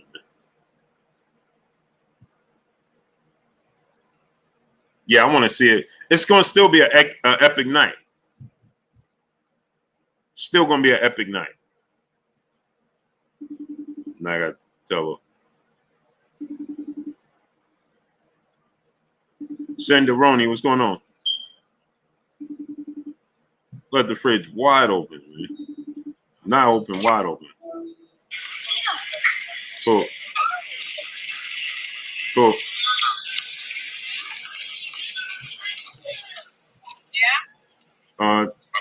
Tell one of the kids to come. They left the refrigerator wide open. It's beeping. Okay. Myla.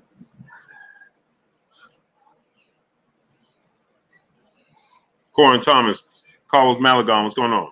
My channel, what's going on? The fight is still going to happen. I'm just saying that mentally, Tyson Fury is checked out of the fight. Mentally, he's checked out the fight.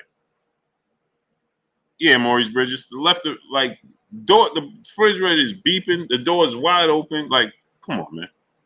What are we doing here? Let's get to some phone calls, man. Call in, man. Call in. Queen 71, peace bless, Queen. How you doing today? You missed a whole lot. You missed the whole show, Queen. Where you been at? Now, I know it wasn't you, but it's your brother or something. Thank you. And can you give me a bottle of water, 2 bottles of water? Where? What do you mean where? There's nothing but bottles of water. There's cold water too. Yeah, but I don't drink cold water.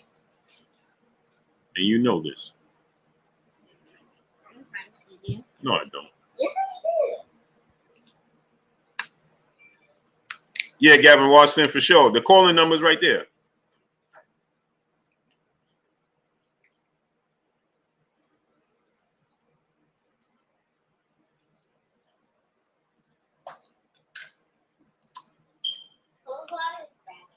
Marshall Law, what's going on?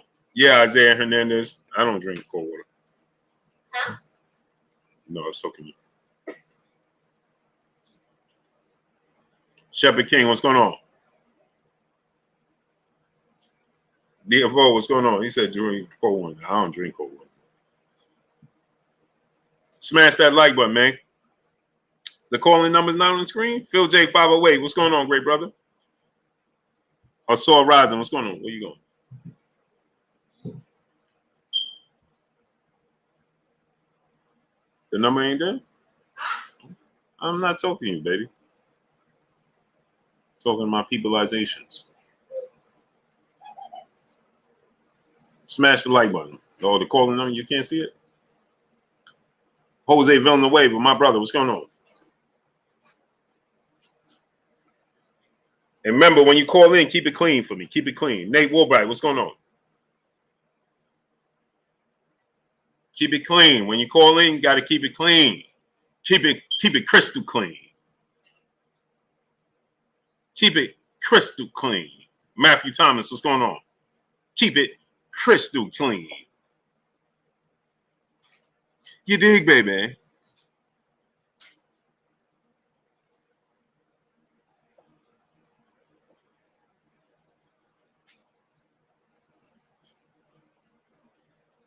There we go. We got a call in. Call from. What's your name? Where you calling from?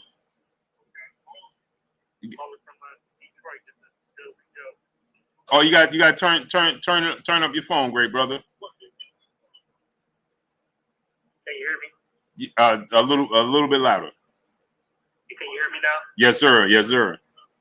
Okay, Blue Blood, man. It's a pleasure, man. I've been wanting to get to talk to you and comment and chat with you all the time. I watch your show every day. Oh, I appreciate you, great brother. That's much love, man. Yeah. So, my question is, you're saying that Wilder is going to get a knockout, but the first fight, I thought it was a lucky punch that he caught Fury with. But the second fight, I thought Fury adapted and he smothered him. He didn't give Wilder room to get that right hand KO. So I thought that was the tactic they used to pressure him, stay up on him, and not give him a chance to get the knockout punch. So I just thought, I think if Fury go in with the same, strategy and mentality, that it's going to be hard to get that knockout. Yeah, that's the thing. That's the adjustment. See, when the brother was just saying not too long ago that it had nothing to do with skill, it had to do with the size of Tyson Fury. Like you said, he understood. Tyson Fury made the adjustment now. and he smothered Deontay Wilder punches, so he couldn't get the full extension, right? And that's why it's so important what's taking place now with the training of Deontay Wilder, because now you see Deontay Wilder is working on his punches, shortening them up. I don't know if you saw Malik Scott on Barbershop. Yeah. Okay. Right. And so you see what he said, that we're working on shortening our punches, right? Going to the body, right? That's to, offset Tyson Fury from smothering his punches, forcing Tyson Fury to fight Deontay Wilder in mid-range. Right. You see what I'm saying? Where he could. Yeah, that make a lot of sense. Right, right. So his training, that's why I'm so excited. You understand? And I feel like that's why they're excited, because he's gonna make adjustments. We so focus on, hey, Deontay Wilder don't have no power. I mean, excuse me, Deontay Wilder don't have no skills. He can't box. It's not going to take boxing skills to beat Fury. It's going to take discipline and being able to do certain things on the inside, little subtle adjustments that he needs to make to get Tyson Fury to back up, to fight him in that mid-range. Let me give you an example. Go back and watch the fight with Tyson Fury and Otto Wallin. Okay. That'll tell you everything you need to know. Right? That's the one he got cut in, right? Right. And he struggled in that fight, right? Because when he got close and he was on the inside, like no other, that fight and Steve Cunningham fight. But Steve Cunningham was a blown up heavyweight. He's a cruiserweight, right? But if you look at the Otto Wallin fight, whenever Tyson Fury got close to him and fighting him on the inside, Otto Wallin was letting his hands go on that inside. He just wasn't letting Tyson Fury's side just lay on him. He would slip him, little subtle things, right? He would slip to the side and catch him to the body, and he wouldn't look in there. See, the problem with too many people, I believe, is when he gets you on the inside or get in that range, because he's so rangy, so big, and so heavy, that I think that people, they look to slip out, you get away from him and create distance again. No, Otto Wallin didn't look to create distance. He just looked to create slight space. And then because Tyson Fury is so close, right? Indirectly, he smothers his own work. He becomes Sean Porter at that point in time, because he's so rangy and so long that he can't be effective now. You see what I'm saying? Man, that's a good observation. Yeah, I didn't even think about it like that. Right. Yeah. So, but the thing what Wilder was doing was, when Fury got close, he was leaning straight back. He would, he was taking punches. He wasn't, slipping right there, making him, fight. He learned to fight him in the phone booth. You know what I'm saying? Right. You remember when Floyd Mayweather fought Marcos Maidana? I remember, yeah. Right, in the first fight? Okay, yeah. Floyd said, listen, he allowed him. Now, Floyd obviously has the advantage. He's the better athlete than Maidana, right? Deontay Wilder is a better athlete than Tyson Fury. You understand? But what Floyd did was, in the first fight, he didn't want to exude a lot of energy. So he started laying on the ropes, but he was doing little subtle things in the inside that made Maidana at times give Floyd Mayweather space without him wanting to. And then when he did, what did Floyd do? Right to the body. Right? He went right back to the body. As soon as Maidana gave him space, because he knew Maidana gave him space to catch his breath. You see what I'm saying? Right. And so what Floyd said, right. So Floyd said, no, I ain't gonna let you catch your breath. Go right back to the body. Boop, boop, boop. You see what I'm saying? Nope, I'm gonna jab you to the body. Boop. I know you want, and then Maidana, his only way to fight was to come back to the inside and throwing these over. You understand what I'm saying? So what Wilder wants to do here is, especially because now we know Tyson Fury is not even training like he should be.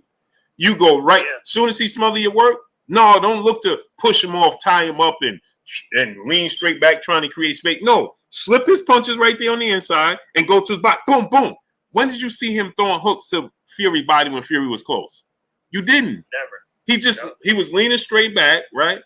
He was just trying to create space to get punches on the end. No. And that's what you can see with him and Malik Scott. That's the difference. They're focusing on little short, subtle movement, head moving right here, hooks to the body, right? Left hooks, boom, boom. Because Fury is focused. Fury is a good fighter, regardless if we want to say that he had the glove situation, the water situation, unfair advantages. I understand all of that. But you, like Malik Scott said yesterday, those advantages, yeah, they're going to give you advantages, but you still have to be a good fighter. That's true. You see what I'm saying? You still have to be a good. You still have to have some skill set. He not void of skill set. He's. Look, I'm taking your advice on this one, and I'm taking my whole, all my music videos. I got a nice little payday this month. I'm taking it all, and I'm putting it on Wilder. So if you don't win, since your page is big, I'm sure you reimburse me.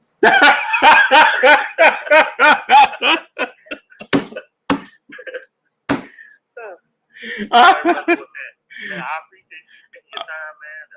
Keep on doing, man. Every time you upload, I'm watching it, man. So I got you on a notification, man. So I appreciate you talking to me.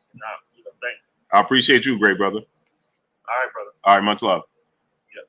Down now, 66-year-old Dree Grant, Triple OG in the building. What's going on, Triple OG? Lynette Bowman, Piece of Bus Queen in the super chat. Blue, hit him with the left and the right. Yeah, he got it, but he got to go. He got to go to the body. Zoomverse, what's going on, great brother? He got to go to the body. That's the key. That's the key to victory. Call from.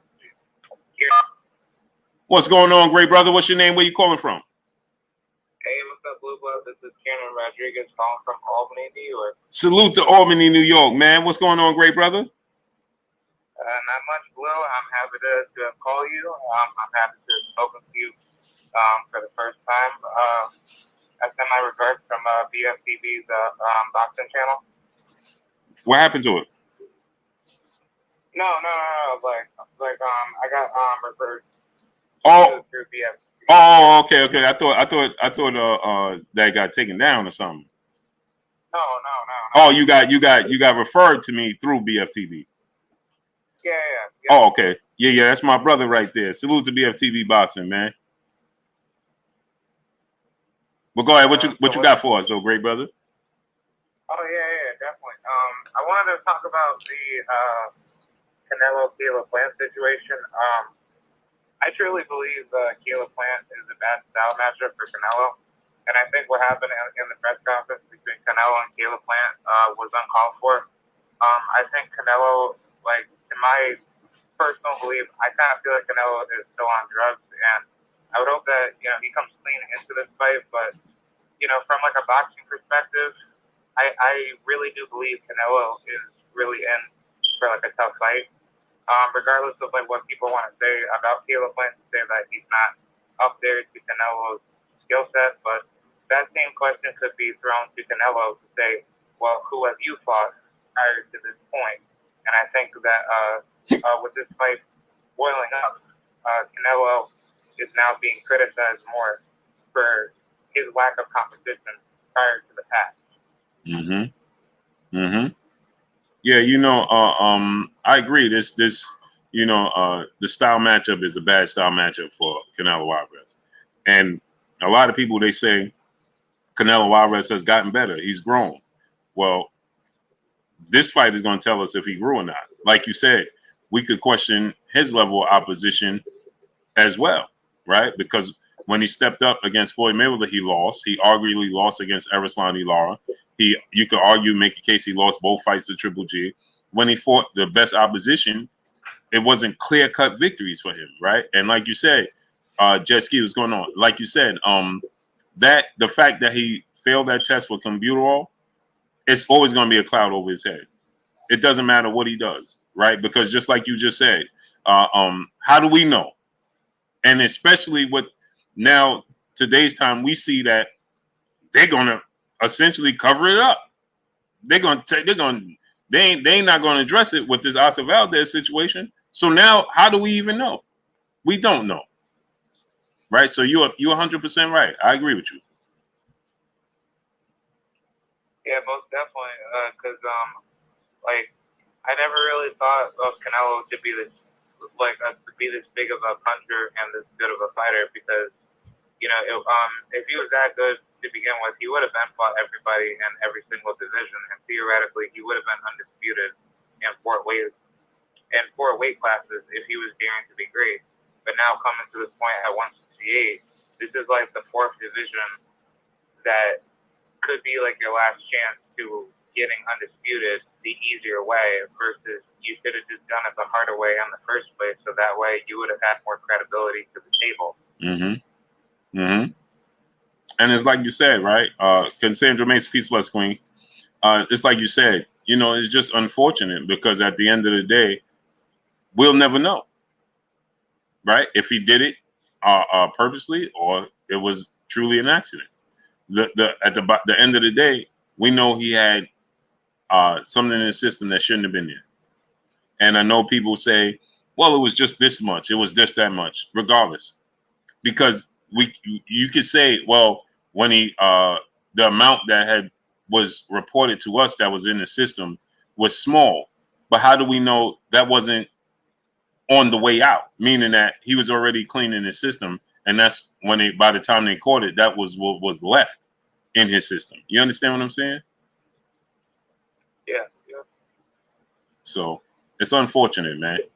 But we're going to get a lot of answers because Caleb Plant has raised a lot of eyebrows. He's raised a lot of attention to what's taking place.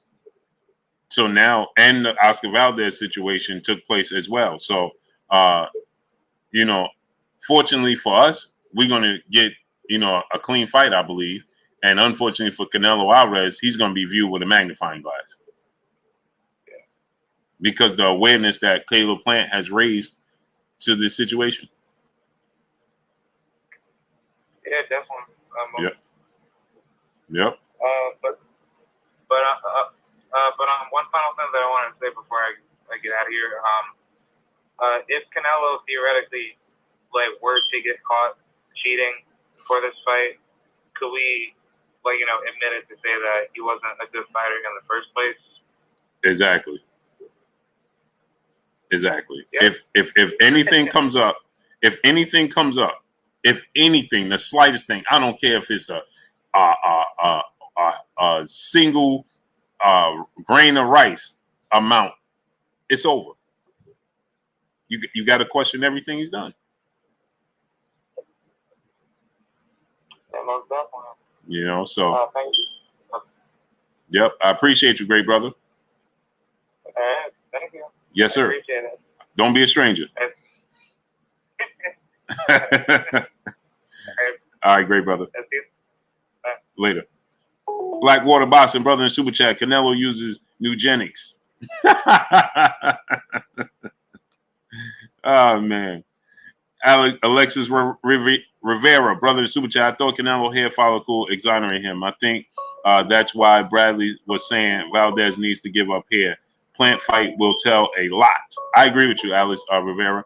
But you know what it is, Alex Rivera, man? There's so many different ways of going about these things today's time with so much technology. It's just unfortunate, man. It's unfortunate. What's your name? Where you calling from? Salute to Alex Rivera in the Super Chat. Much love to you. Mr. Shelton? Mr. Shelton? Yeah, man. What's shaking with you, King? What's going on with it? Same old, man. I'm just a squirrel in your world, great brother. You know what I'm saying? I got just one quick question for you. Do me a favor. Turn up your phone because I can't hear you that much.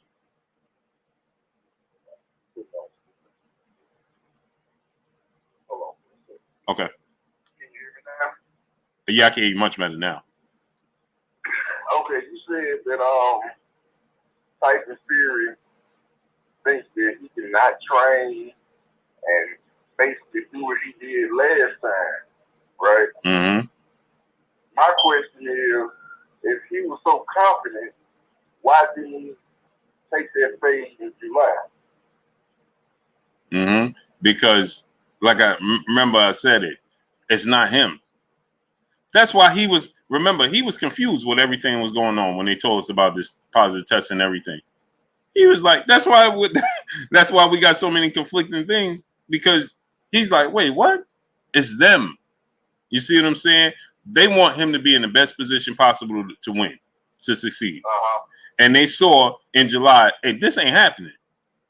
Right. It ain't going to happen right now. You see what I'm saying? And you see how nonchalant he was about it. Yeah, man, whatever, man. I did whatever they told me to do. You know, he never said he had this symptom. He never said nothing. Well, he said the other day that he had COVID Twice. last week too. Yeah. That's what I'm saying. Like, they made, they would have made some kind of sporting news or something, right? right. Because again, now see, and that's the thing. I believe him. But see, at that time, I don't believe a word that come out of his mouth. I'm gonna tell you, Cassandra Mays, Peace Bless Queen, how you doing? I'm gonna tell you why I believe him, right? Because Tyson Fury is an open book.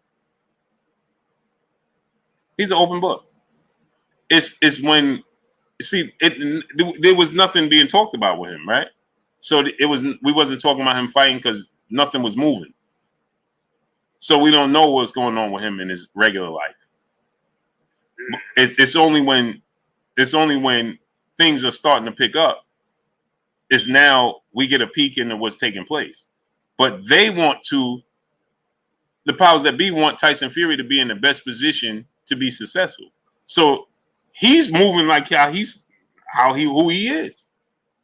You see what I'm saying? But they telling us, no, this and this and this and this and that and this and this. And it's being conflicting because he's just being he don't know how to be nothing but who he is. You see what I'm saying? It's just like he tell us all the time.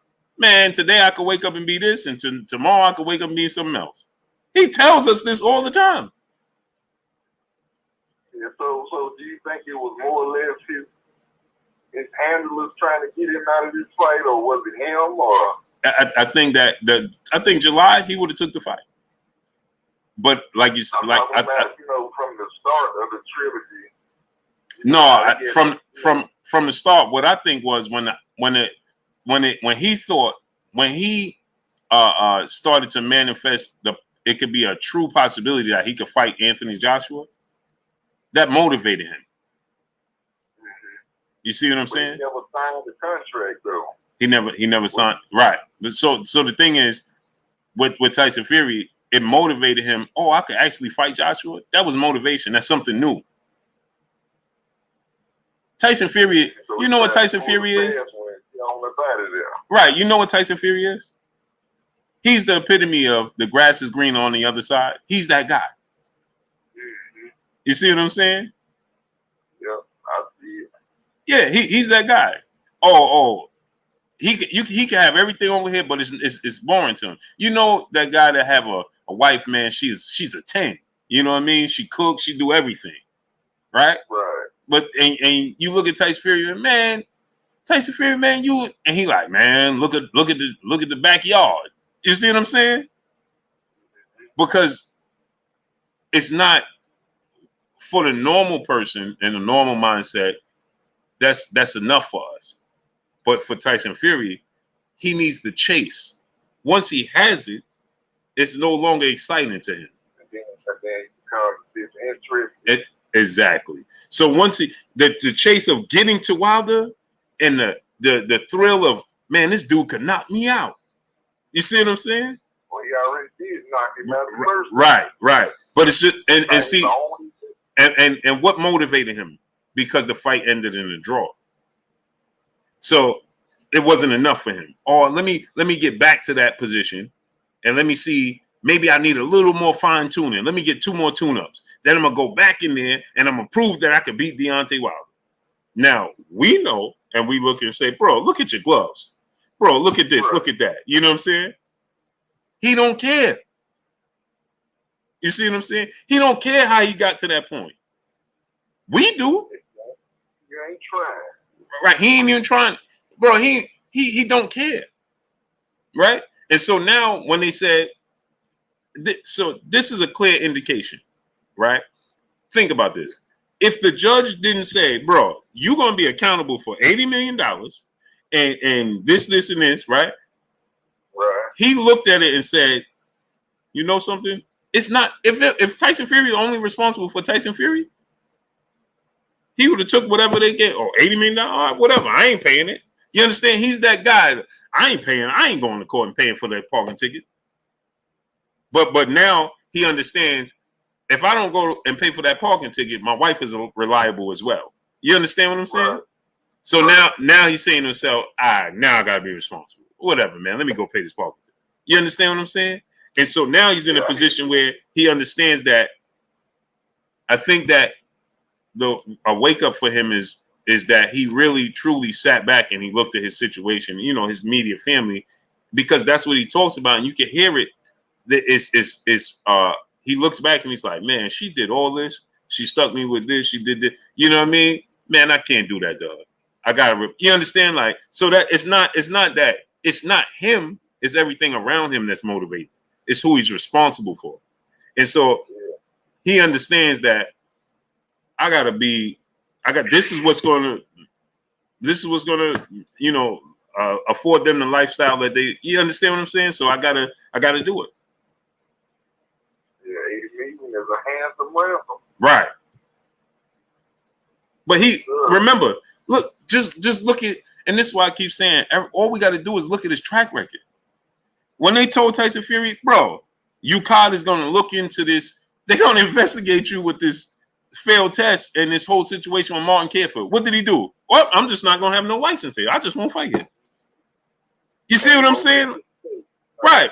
I just won't fight here. And he ain't black. He didn't bat an eye. Right? It wasn't like he was like, man, he ain't no worry in the world. Like, I just won't fight in the UK no more. You see what I'm saying? Like, to another athlete, it'll be like, man, I gotta clear myself. He like, man, whatever, man. He didn't put up a fight. Just bounce. None. I just don't. I ain't got no license here. See you later. Right. Like, bro, what you mean? You just denounced your license? Like, no, I ain't got no license. I don't have a license there. Whatever. You see what I'm saying? Like, right. So he would have did. The judge said you got to fight Wilder. He would have said, if there was an inkling that he could be like, oh, you on the hook for 80 million, but you can wiggle and fight Joshua, he would have did it and just been on the hook for the 80 million. And he would have told, man, they're gonna take out 5 million of my check and give it to Wilder, but it wouldn't have bothered him. You see what I'm saying? It only bothers him because of the responsibility he owes to everybody else around him. It's not him. It's like Malik said yesterday. He don't care if he get knocked out by Wilder. It actually thrills him. It actually motivates him.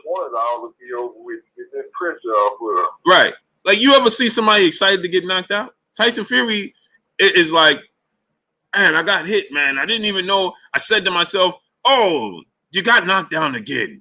You're down here again. Like, everybody else would have been like, man, that dude hit like a ton of bricks. No, he like, man, he got me again. Oh, shucks, he got me again. You understand what I'm saying? Yeah, I hear you. So that's why he told us, if I lose, I'm going to shrug my shoulders and say the better man won. He's going to say that. He's not going. Now, the people around him are going to tell us that he wasn't ready, he was distracted, he wasn't focused. He's not going to say none of those things. He ain't going to say, he going to tell the world, oh, he caught me. I didn't see it coming. He caught me with a big right hand, and boop, there I went. That's who he is. You see what I'm saying? But the problem is, we want to have Tyson Fury in the same boat as a normal athlete. He's not. He's not that guy. He's never. Just think about this. He's never defended his titles ever, and he doesn't even care. Right. Just think about that. Bro, it's to the point where people don't even realize he's never defended, because he's so nonchalant about it that you don't even realize this dude has never defended his title ever and don't care. Bro, he never fought Vladimir Klitschko in a rematch, and he doesn't care. You understand what I'm saying? Like, it means nothing. It meant nothing to him. Nothing. He don't care how he won against Vladimir Klitschko. It don't bother him. It's the that's kind of crazy to pull it off. Right. You know what it is? It's the chase. It's the thrill of the actual chase. You know, it's the mindset of a person. You know, I want to get. You know who? Let me give you an example. Warren Buffett. Right. People think Warren Buffett is outside of his mind, right? Because he gives away all his money, right? And you ever see that special what he did? He said, it's not about the money. It's about me getting to the money. It's the chase of getting to the money, not about the money. You see, Warren Buffett said some of his kids don't even talk to him because he took all the millions and hundreds of millions of dollars that his wife earned when she transitioned, and he said he gave it away. And his kids was livid. And he said it didn't matter about the money. It's the chase. He buys and sells everything. It's not that he drives a car, a hoopty. You understand what I'm saying? Because it's not about the money. It's about him. He realized a long time ago the game of getting to the big money is more important to him than the actual money itself. You see what I'm saying? And so his ability that's why Warren Buffett goes around teaching people, because the thrill of him teaching people how to get to the big money is more exciting than actual having the money. That's why he says he's like, I could buy whatever I want. No, I'd rather sell everything and have to do it all over again. You see what I'm saying? And that's Tyson Fury. Even though we look at him, we're like, bro, you had an unfair advantage. You had this. No, he don't look at. All he sees is, I got up off the couch from 400 pounds. I got back in shape. I had 2 tune-ups. I got in there with the best fighter in the best heavyweight in the world, and I competed with him. That's what he sees. You see what I'm saying? I can see that. Right. And now we like, hey, bro, you know what I'm saying? But we want Wilder to get that belt because we thinking sport. You see what I'm saying? We see sport. We want Wilder to get his opportunity back. The man got cheated in the fight. You know, he need his belt back, so on and so forth. That's not what he sees.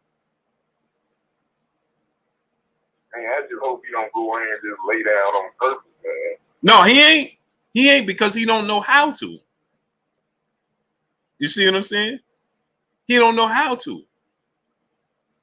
He gonna go in there and give his best effort. The whole thing, you know, it's just cheating. Right. He gonna go in there and give his Artman Boss. What's going on, great brother? He gonna go in there and give his best effort. Believe that. It's just that the how you say it, the process of getting to the fight is what he's not committed to 100%, if that makes sense. Yeah, it makes sense. You see what I'm saying? It's like a ball player not wanting to practice but want to get in the game. Exactly. It's funny you said that. I just listened to Clinton Portis on Shannon Sharp's Club Shay Shay, right? And he just said the same thing. I ain't want to practice. Allen Iverson, practice? We talking about practice? He just wanted to get in the game. Now, look at the correlation. Allen Iverson never won the championship. Yeah. Clinton Portis never won the Super Bowl. True. You see what I'm saying? But individually, they were great players. But they was great. But the thing is, they ain't even care until it was too late. You see what I'm saying? Yeah. And that's Tyson Fury. He don't care. When he says, I could beat Deontay Wilder on 3 days training, if it wasn't for the people around him, he would take the fight on 3 days training. You understand what I'm saying? Because he believes he could win the fight on 3 days training. That's not something I would advise. Right. It ain't wise. That's why because of this is why the people around him are telling the world, this dude ain't ready. Well, they already got this. You still good. See, because they see what's going on. They're like, bro, his father just told us this dude ain't training. He ain't what it ain't no secret. Anthony Joshua told us today, and man, he gonna get knocked out. It ain't no secret. Eddie Hearn said, man, this dude ain't training. He ain't ready. It ain't no secret. His father said he ain't trained in weeks. Ain't no secret. He came out today and told us, man, did you see the interview when Chris Manning said, oh, so how you been training? He said, I ain't been training. I took the time off. It's Chris Manning's face like, what? He really doesn't care. That's crazy. I took the time off. I think it'll benefit. You did what? He looking kind of slim though, like he's gonna be on his bicycle at this fight. Yeah, because I don't think that but you gotta think, right? We see Tyson Fury with dressed and it don't, you think he in shape. Once we see him in the ring, it's gonna tell us the true story. Yeah, that's true too. He might be on there looking like 1977 Elvis. That's what I'm trying to tell you. You know what I'm saying? So the dude don't, he's stretched out because he's so tall. You know what I mean? But dude, like, bro, he don't care. He might be on that yayo again. Mm-hmm. Now, if this was Joshua he was fighting, and this is no slight to Wilder, but if this was Joshua he's fighting, oh, he wouldn't have missed no days in the gym. He wouldn't have missed no days in the gym because it's a new chase. You see what I'm saying? But let's say he beat Joshua, and then you tell him he got a rematch, Joshua. Oh, good night. You might not even get the rematch. You might not even get the rematch, right? And think the similar things because he was no longer hungry. He tells us these things, we just don't listen. Remember when he told us after the Vladimir Klitschko fight, it's over. He told us that. Remember? Yeah, the chase is over. It's over. I don't want to even box no more. But we and his team and everybody around him like, bro, you got to keep fighting. So they knew he wasn't ready. Then it was that. Remember, he hurt his ankle. Then it was something else. Then it was the he had to just take away altogether. Then he was suspended, and it just never happened. They remember, people forget they rescheduled a Vladimir Klitschko rematch 2 times, and it still never happened. Yeah. And then he did exactly what he told us. He was done. He went on a 3-year hiatus, gained 150 pounds, enjoyed life. You understand what I'm saying? He told us what he was wanting to do. We didn't believe him. Yeah, he told us after the Vladimir Klitschko fight, I'm done. But he was contractually obligated, and he had to give us the rematch, and Vladimir Klitschko wanted it. So he was just going about it. That's when he came with the Batman suit on and all of that? Yeah, that was so crazy. Yeah, but again, he told us he was done. We didn't believe him. So then when he went on the hiatus and gained all that weight, we like, man, this dude is done. And he told us he was done already. We just didn't believe him. Then he said, right. And then he told us, what he told us, he got motivated by Wilder saying he was done and couldn't do it. Now he had to chase again. You understand? He created a chase, something that meant something to him, a motivation. You know what I mean? Remember, they told us, and we because of the how we view different athletes, we just don't look at it the same. But if we put on the same glasses, you'll see this with many other athletes. Remember Michael Jordan? They used to say, man, this dude made up a story. This never happened. That never happened. Right? Because Michael Jordan got to a place of complacency. So he needed to create situations and scenarios that never existed to motivate him. Remember when that whole situation with the dude from the Washington, at that time it was the Washington Bullets, and the dude, and he said the dude walked off the court after he scored with 30, 50, 40 some points and told him, yeah, now look what I did to you. And Michael Jordan said the next day, they said Michael Jordan came in and he dropped 30 points in the first half or something like that. And Michael Jordan told everybody, man, this dude was talking smack when he walked off the court. And then Michael Jordan said, man, that never happened. The dude never said 2 words to him. So he had to create that to motivate him. Exactly. And so Tyson Fury told us from he said from the moment he figured out who Vladimir Klitschko was, that was his motivation to continue that, to go through his levels of boxing. But once he got to Vladimir Klitschko and he actually won the fight, it was like, what's next? Ain't nothing happened. So he said, I'm done. But we didn't believe him. Man, you just ended a 10-year reign. You the unified champion, man. You gotta fight and defend the titles. That's not who he is. That's not what he cares about. It's just like people, like the story with Warren Buffett. Warren Buffett don't care that he's a billionaire. We say, hey, man, we want to be a billionaire, man. And we want to, we buy this or we live in this comfort and that comfort. Warren Buffett is like, bro, I don't, here go $1 billion. I don't care about this.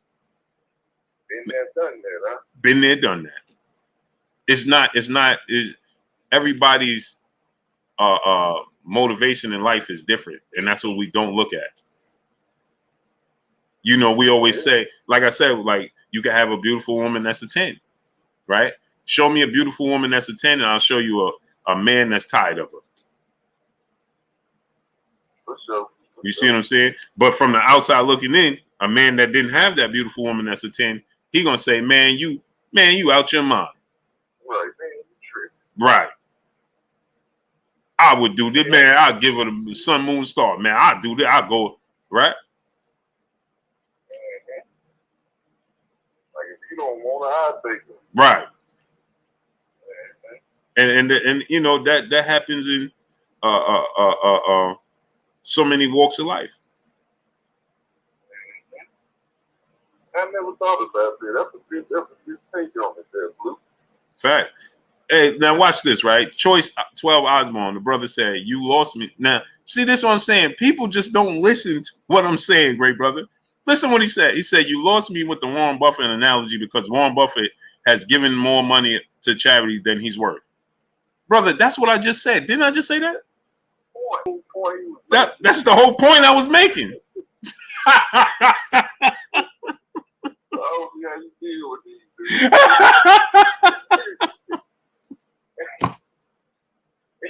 Hey, that was the whole reason I even made that analogy, bro. You just shot himself in the foot. Yeah, you can't make this up, man. Self-inflicted, man. Amazing, bro. Amazing, man. How did I lose you with the analogy when we made the same as it?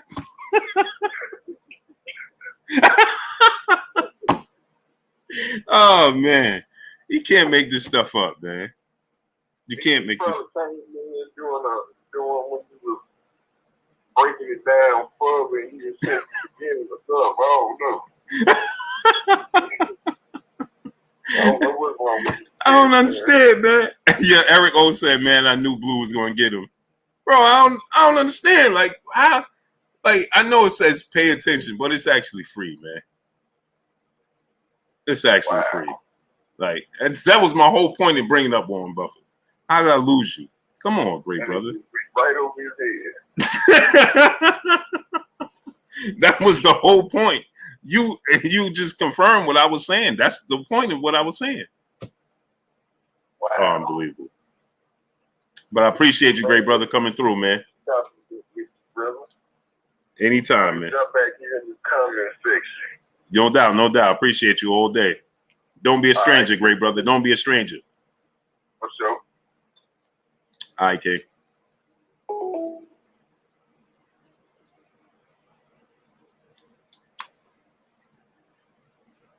I don't understand, man. People just don't listen to what I be saying, like. Just listen to what I'm saying, man. Call from Justin. What's going on, great brother? What's your name? Where you calling from? Justin, I'm from Indiana. Oh, what's going on, great brother? Oh, not too much, man. What's going on? Man, how is it? I've never been to Indiana, man. How is it out there? It's not what people think it is, man. It's not all just cornfields and farms. It is. There's quite a bit of it, but there's a lot to do out here. Man, I want to get there, man. It's cheap. I want to get there, man. I got to get there. I stay in a 3-bedroom, 2-story house, 2 baths with a 2-car garage, big shed, half an acre. I pay $800 a month. It's cheap. You pay what? $800. Man, you can't get a 1-bedroom here in New York for that. Falling out of control. What? 800? 800. Man, I'm about to tell the wife we moving to Indiana, and I'm blaming it on you.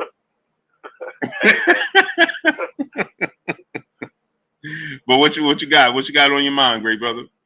So I'm taking Fury for the fight, and only because a lot of people are discrediting him this time. I'm taking Fury because I think that that he sees all the hate online, and as much as he says it doesn't bother him, I think that it does because he is like an extremely emotional dude. Obviously, I think he's at war with himself, and I think he's going to try to prove it to himself. And I think this whole his camp talking about how he's not training and stuff, I think it's for show, man. Really. See, and I'm gonna tell you the reason I don't think it's for show is because if you just look at Tyson Fury's history, he tells us exactly who he is and exactly what he's doing. When he told us, now all we got to do is just look at the Wilder situations, right? The first fight, he told us, I'm just going to box his ears off, right? Remember this interview Tyson Fury did? He said, people don't believe me.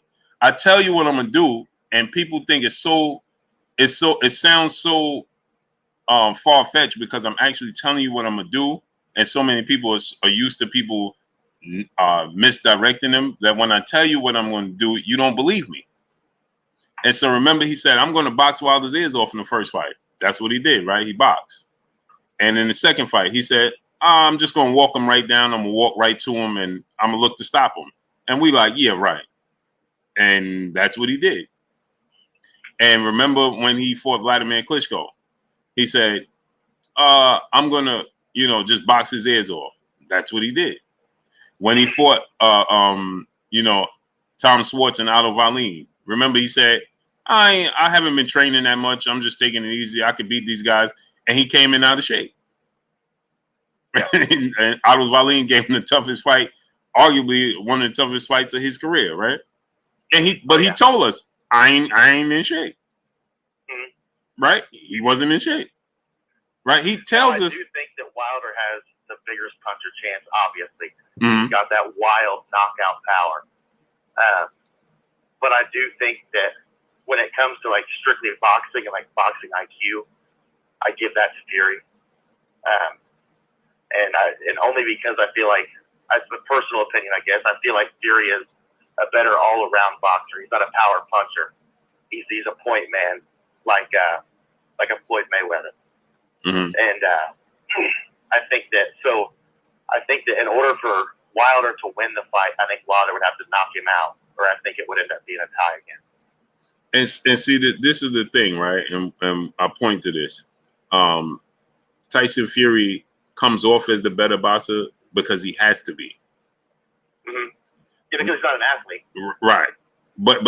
And he doesn't have power, right? So he has to be in a position where he has to outbox you or overwhelm you with his size. Wilder is a very good boxer, and he doesn't get enough credit because he didn't have to box. So he, like he said, he let himself get into the habit of, I only need 2 seconds. Yeah. Right? And when you are able to do that and you're doing it, right, you get in the habit of not doing the little things that got you there. You see what I'm saying? So yeah, absolutely. It's not that he can't box or that Fury's a better pure boxer than him. It's that he never had to do it. Yeah.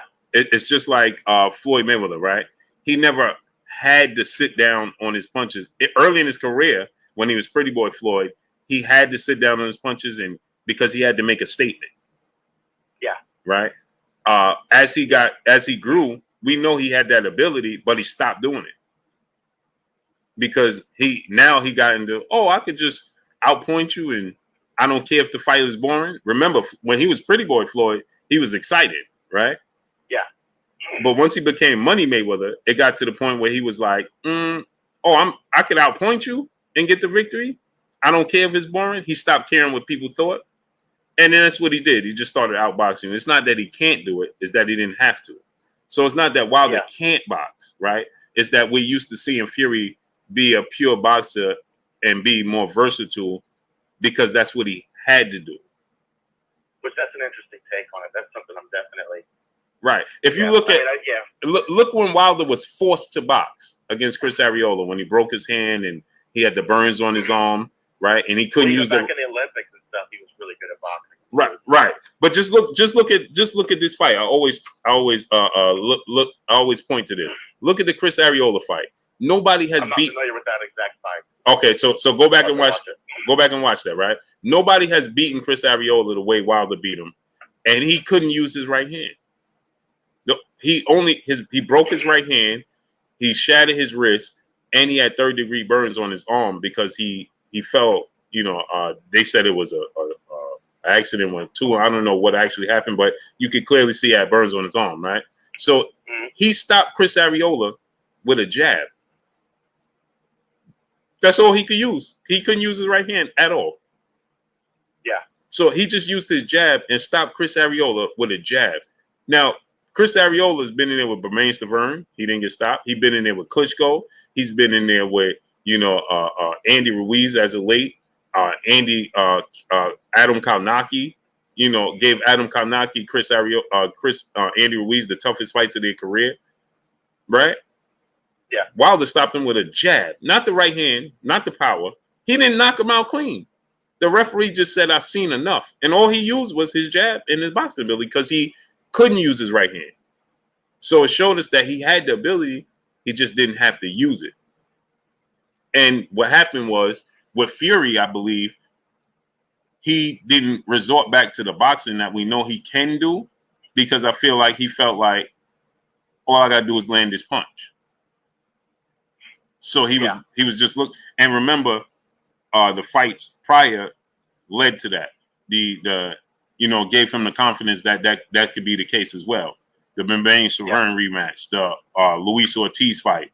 Yeah, you could be winning the fight, but once I land this right hand, it's good night.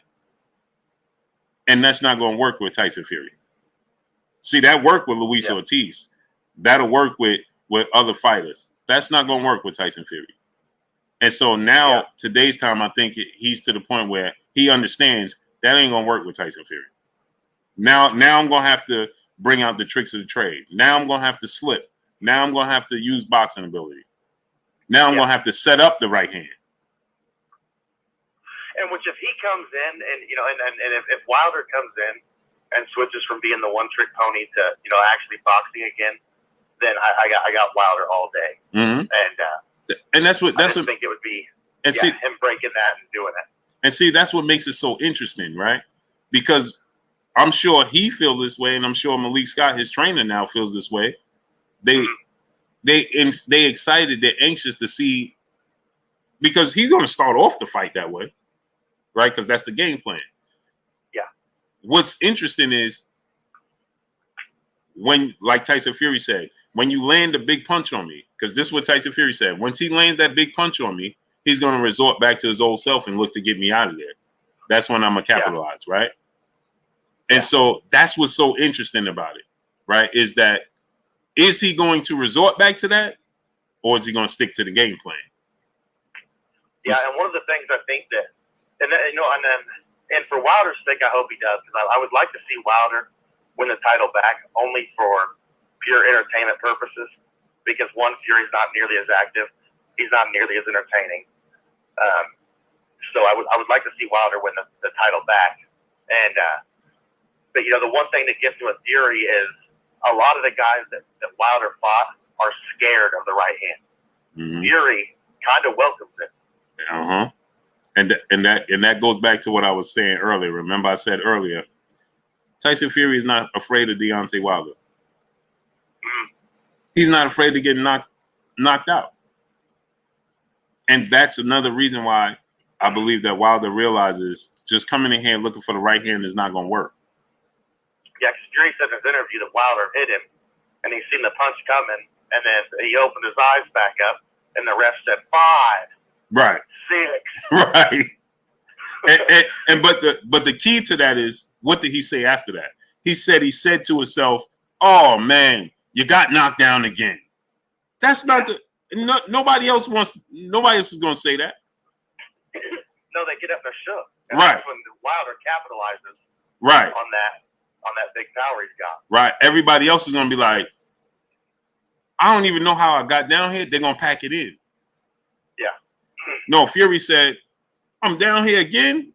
Oh man, get up." No, see, that was one thing, watching the first fight, that is something that really surprised me. When he got up and finished the fight, I did not think that was going to happen. I thought it was over at that point. I almost turned the fight off. I thought it was over. And the key to that is, not only did he finish the fight, but watch the 12th round again. Mm-hmm. Not only did he finish it, he went right to him. He got more aggressive than he was the entire fight. I think he definitely won the last round. Bro, he got more aggressive than he was the entire fight after he got up. Mm-hmm. And I asked him at the press conference, you go back and see it. I said, the confidence that you have in saying that you're going to walk him down, is that because of once you got up and you said to yourself, "Oh, I can have success just walking straight to him"? He said, absolutely 100%. That's what motivated me to tell me that I could walk him down. Yeah. The one thing that scares me is Fury this time is he said that, especially like the first press conference, he said he wants to come in at 300 pounds a time. And that makes me nervous because I don't remember Fury ever fighting that big. And that just lets me know that he's not taking Wilder as serious. Mm-hmm. And my thing is this, right? I'm glad you said that, because, and you look at it from this standpoint, right? He said, "I want to come in 300 pounds." He would have came in at 300 pounds. It's just the people around him is not going to allow him to do it. You see what I'm saying? Yeah. They're going to tell him, "No, man, we ain't doing that, man. We got to do." And one thing you have to give him credit for, what he does do is that he respects the people around him. You see what I'm saying? Yeah. He respects the people around him. But I appreciate you calling in, great brother. Let me get to another call. Hello? Still there, brother? Hello? Did he hang up?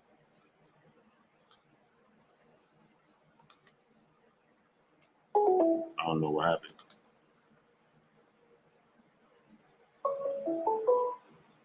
Give me 1 second, people. 1 second, people.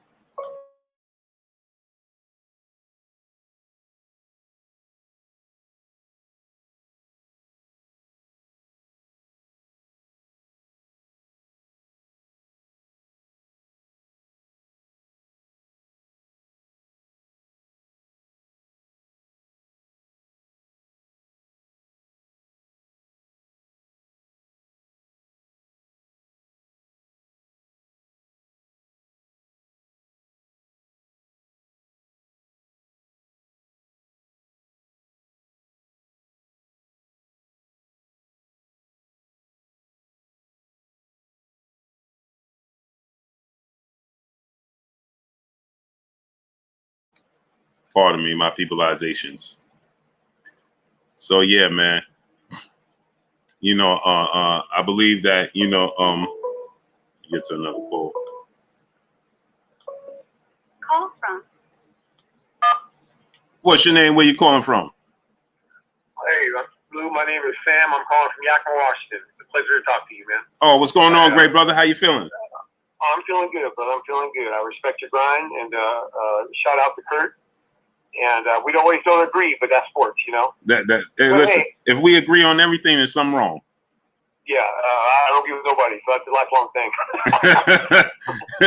but hey, man, I kind of agree with what you're talking about, but I think the aspect that people forget is that, and maybe you said it and I didn't hear it, Fury got in Deontay's mind. In the first fight, he's never had a guy that crazy. Mm-hmm. And I think it made him want to knock him out too much. Mm-hmm. And he got off his game. Mm-hmm. And he was hunting for the knockout too much. Because as far as boxing goes, you look at, I go back to what you said that he can box. what is it, Ortiz?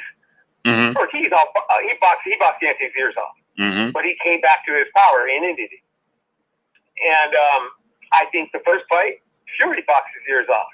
Mm-hmm. But I think that Deontay wanted to knock him out so bad because of all the hijinks and the pre-fight BS that comes with Fury that he couldn't land his shot. Mm-hmm. That's just my personal opinion on it, man. Mm-hmm. It kind of goes, and as far as what Fury said with Deontay getting hit and going back to what he knows, that's kind of what Crawford said. Deontay looks great in training. Mm-hmm. He does. He looks fantastic. Mm-hmm. But training ain't the fight. Mm-hmm. So I think that's where the intrigue of seeing him training to see if he actually carries it out is what's so intriguing. You know what I mean? I believe he'll be better. Mm-hmm. I believe he's going to be way better. I believe I've never seen him have a left hook like that. Mm-hmm. So just muscle memory. I think Fury made a big mistake by prolonging and canceling out the first fight, the first date. I agree. He gave Malik way too much time to really settle Deontay down, and now it's muscle memory. Mm-hmm. So even if he doesn't remember everything, he's going to have different things he didn't have just from training. Mm-hmm. Yeah, because now it's been over a year they've been training together. Exactly. And, quite frankly, I also think if they'd have fought right away, I don't know where Deontay's head may have been. Mm-hmm. I'm not sure. Mm-hmm. He's had time to get away, to get straight, to build his confidence back up, and I think Fury's going to go to the hospital. But that's my opinion, man. Yeah, I agree, man. I think now I think the roles reversed. I agree with what you said, right? Where you said that Wilder was overzealous about landing the knockout punch, especially seeing that a guy like Steve Cunningham, a cruiserweight, come up, and it's no slight to Steve Cunningham, but a cruiserweight could put Fury down. I definitely could put him down. You know what I mean? And then, like you said, all of the talking and all of the build up, got Wilder to say, look, I'm knocking this dude out. I agree with you. You know what I mean? And on top of it, he has a proven track record to himself, not to just us, but to himself that all I got to do is land one punch. You see what I'm saying? So he knows that to himself.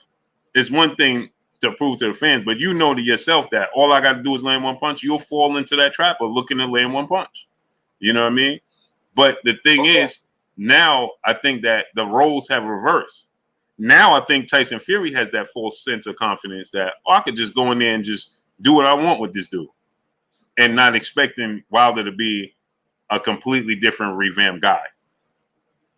So I agree with you, right? And I think that Wilder, as long as he sticks to the teachings and the training, which I believe that Malik Scott it's just like you said, it's become muscle memory now. Now he's just drilling it and drilling it and drilling it. And the extent, the postponement gave him even more time to focus and just say, listen, now you got, this is what you need, this is what you, and he's going to be a completely different guy. Right. And so I agree with you 1,000%, man. Sometimes the hardest expectations to meet are the ones we put on ourselves. And I think Deontay fell into that. And getting humbled, I think this whole thing has humbled him. It had to. Mm-hmm. You think about it in life, man. The biggest lessons we learn are from our failures. Mm-hmm. It's just it. It's just it. Mm-hmm. And I think Deontay is it's gonna show. It's gonna show. He's gonna shine. And what you just said is a fact, because you saw Malik Scott yesterday. He just said the same thing. He said that was the losing was the best thing to happen, because now I got this version of Deontay Wilder that came to training camp and said that now I got to do away with everything I'm used to doing, and I got to do things different. And he said that Deontay told him it's going to be difficult because, it's second nature, you know what I mean? To do things how I'm used to. But now I'm doing things a different way. I know I got to do things. And Malik Scott said that Wilder came to him and told him what I got to do, what you think hindered me from being victorious, and what you think will help me to be victorious in the future. Yeah, right. I kind of believe the rumors with Mark Whalen was saying that Deontay was hard to train, and it is hard to train somebody who's knocking out everybody in the first round. What are you going to tell him? But this is what I will say about that, right? With Mark Whalen is that I believe Mark Breland too, because I've been in the training camp and I've seen, like Deontay Wilder said, Deontay Wilder's not hard to train, right? It's just that he's an alpha male, and do you want to train him? You see what I'm saying? Like Malik Scott said yesterday, I'm not taking no for an answer. I'm not.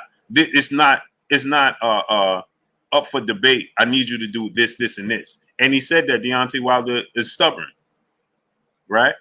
You remember Ray Lewis used to say this all the time when he had trainers. Don't tell me to do something that you not willing to do.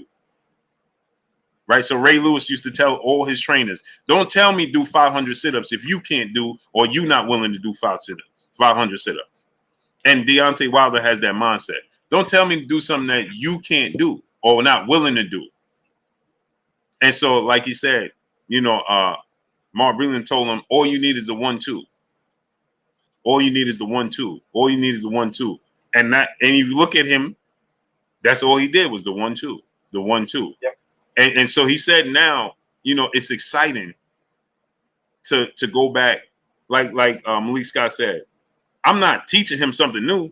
I'm just bringing out what we already have inside of him. I'm just putting him in position to bring those things out of him. You see what I'm saying? And so I don't believe it was hard to train. I think that Mark's style of training him was, I ask you to do this, and if you say no, then we just don't do it. You see what I'm saying? When people are winning, man, it's hard to get them to change. Exactly. So if you win it, and I tell you, and I agree with you about Mark Breland's personality. It's not such that he doesn't seem like that guy. I don't know him personally, right? But he doesn't seem like that kind of really demanding, like he's not the rubber hits the road kind of deal. No, he's not. He's not. I mean, like Teddy Atlas will walk out the gym. Right. Exactly. And that's the thing you need. Like Mark Breland is an easygoing guy. Right. When the last time I was in training camp with Wilder and Mark, me and Mark stayed together. And if I wake up in the morning and say, Mark, and this is no slight to Mark knows I love him. So I would say, Mark, let's go to eat IHOP. Okay, let's go eat IHOP. You see what I'm saying?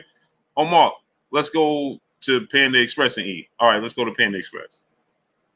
You see what I'm saying? He's not gonna be like, oh no, I don't eat that, or I don't. You understand what I'm saying? He's just an easy going. Yeah. He's the guy. He's the type of guy.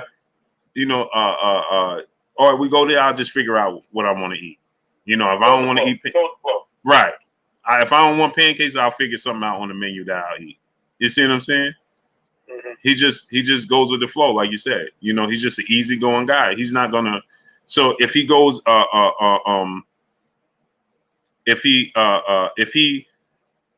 tells Wilder, man, I need you to do this, and Wilder be like, man, I don't think that worked. Okay. You see what I'm saying? It's like he's not gonna tell him. He'll say to himself, all right, well, that ain't gonna work. You see what I'm saying? Mm-hmm. Like if I eat fried chicken every day, he ain't gonna say, man, that fried chicken ain't good for you. You see what I'm saying? He's just gonna be like, all right, you want to eat? I ain't gonna eat it every day, but you more than welcome. You understand what I'm saying? No, I got you, man. And so, I got you. And so I think that Mark feels like I'm experienced. I've been here before. So if I tell you should do this the first time, you should listen to me. I got a track record. You don't listen, then you don't want to do it. You see what I'm saying? It's not that. And so maybe Mark takes it as this dude is difficult.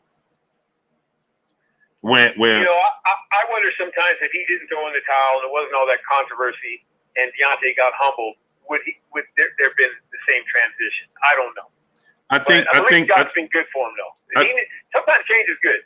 I think that he wanted to make the transition because I think that he felt he wouldn't have. I don't think he would have parted ways if all of this things didn't happen with Mark Waid. I don't think he would have parted ways, but I think he would have made a change. You understand what I'm saying? It was needed. He was becoming predictable. Right. He wouldn't have parted ways with Mark, but Mark wouldn't have been the head trainer. You understand what I'm saying? He would have kept him there, but he wouldn't have been the head trainer. Or he would have given him the opportunity to stay. Right. Or to do something else. Right. Just put it. But this is how it's gonna go. But you're still part of the team. Exactly. Hey, I'm gonna let you go, Blue, and I really appreciate it. But just give me one thing to say about the Crawford Porter fight, if you would. Okay, no problem. I always wanted to talk to you. I'm gonna tell you why Porter's gonna lose. Mm-hmm. Every Spence, Thurman, Rook, and really Yugas. He lost to Yugas. I don't care what people say. He lost that fight. Now my scorecard are all the elite are above average boxers. All his losses came from guys that could really have really good ring control, that master space, that can move, or just are good thinkers and boxers. And that's what Crawford is. Everybody else comes up short with Porter. Everybody else comes up short. It's been top-notch boxers that have given him problems his entire career. And and now we're talking about a guy that can box and got some pop. And I think that is going to be the real issue with him. And I just don't see Porter coming out of this. I think it's going to be an excellent fight. I agree that it could be fight of the year. I just think that I look at the people who have beat Porter. They all have one common denominator, and that is the ability to outbox most people they face. I agree with you. And that to me, that's the only difference in this fight. I agree with you. I think that Christian Hurrah, what's going on, nephew? I agree with you. Is the versatility of Terrence Crawford is the reason I pick him, because he could fight in so many different levels. And the difference between Terrence Crawford and everybody else is the power in both hands. We know what Errol Spence could do. Errol Spence definitely has power in his right hand, but we know what his left hand is. But Terrence Crawford has equal power in both hands. And so the ability to make adjustments, I just think that Sean may get hit with some punches that he don't see. Now, I think it's going to be fight of the year, because I think that Sean Porter understands that this is it for me. This is my last opportunity to prove that I belong at this level. Other than that, he loses to Terrence Crawford. I believe that Sean Porter becomes a high-profile gatekeeper. No slight to him, but he becomes the measuring stick for guys like Jaron Ennis, Virgil Ortiz Jr., but he's not going to get $10 million to fight those guys. Don't be surprised if you heard it here first. Porter don't retire. Hey, I said that yesterday. Did you? I didn't hear that. Yep, I said that yesterday. I said I think that Sean Porter will make a transition into commentating. I just said that yesterday. Media. He has a future in media. Because this is his number one objective was Terrence Crawford, which lets me know he knows this is it for me. And he already said, I'm not fighting Jaron Ennis. I'm not fighting Virgil Ortiz. He views himself on at this stage with Terrence Crawford, Errol Spence, Keith Thurman. See, he beats Terrence Crawford. Like he said that everybody would look at me in the same light they look at Danny Garcia. They're great fighters, but they never got over the hump. They could beat a B+ fighter, but they can't beat the A fighter. Right? You can. I agree with that, but I'm gonna tell you, man, I really think Danny Garcia is completely overrated as a welterweight. He has beat nobody, man. Ever. Right. Only the biggest win at welterweight is Guerrero. I just couldn't get over. I just never understood what the hype was with Danny Garcia as a welterweight. Everybody he fought, it was somebody he lost to, and I think he was a perfect fight for Spence coming out of the accident. But I thought Spence did well for the situation as it was. However, I'm one of those people like, who's Danny Garcia? You know what it is? It's the way, like Sean Porter just said, he's caught in the middle, right? He's like in no man's land, because you put a B- and a B+ fight in there with Danny Garcia, he gonna knock him out in spectacular fashion. But you put him in there with an A level fighter that's versatile, and then they make him look average. Because it's like a D-League basketball player. Right. Because you know what he has slow feet like Canelo Alvarez, right? But he don't he's not flexible, and he does it. Canelo Alvarez has very fast hands with his power, right? But Canelo has the slow feet. But Canelo Alvarez has the ring IQ to put you in position where I'm going to be successful. I know my shortcomings, but I'm going to put you in a position where my shortcomings won't be highlighted. Danny Garcia don't do that. He still sits back and allows you. He's a counterpuncher rounds 1 through 12 with slow feet, bro. That don't work.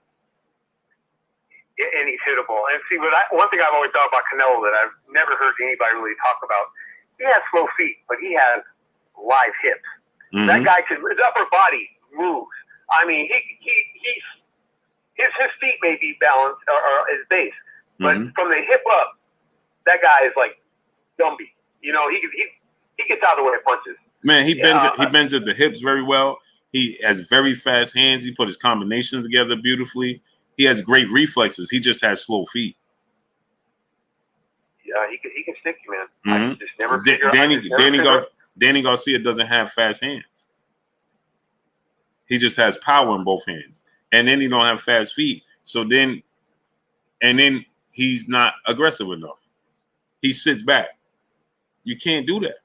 He needs to pressure you with a high guard and try to break you down.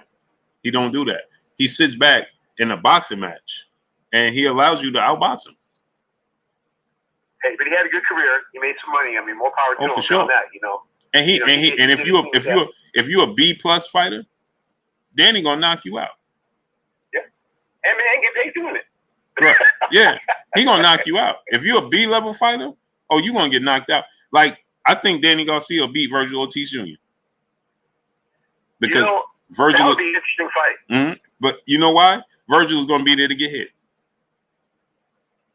and you can't get hit. See, that's the thing.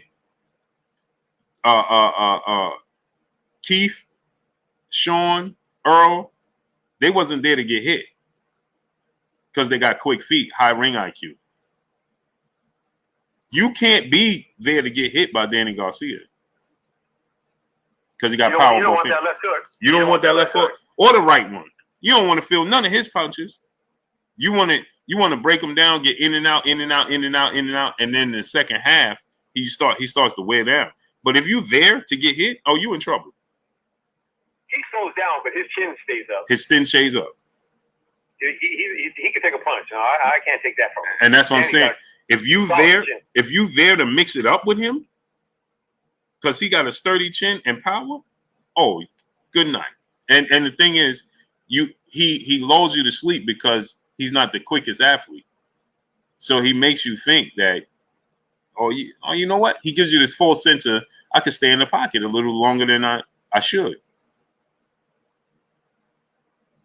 And I'm going to let you get it to somebody else, man, because I'm going to have to get going. But I just want to tell you, man, it's been a pleasure talking to you. Oh, you too, great brother. I appreciate you. All right. Take care. All right, great brother.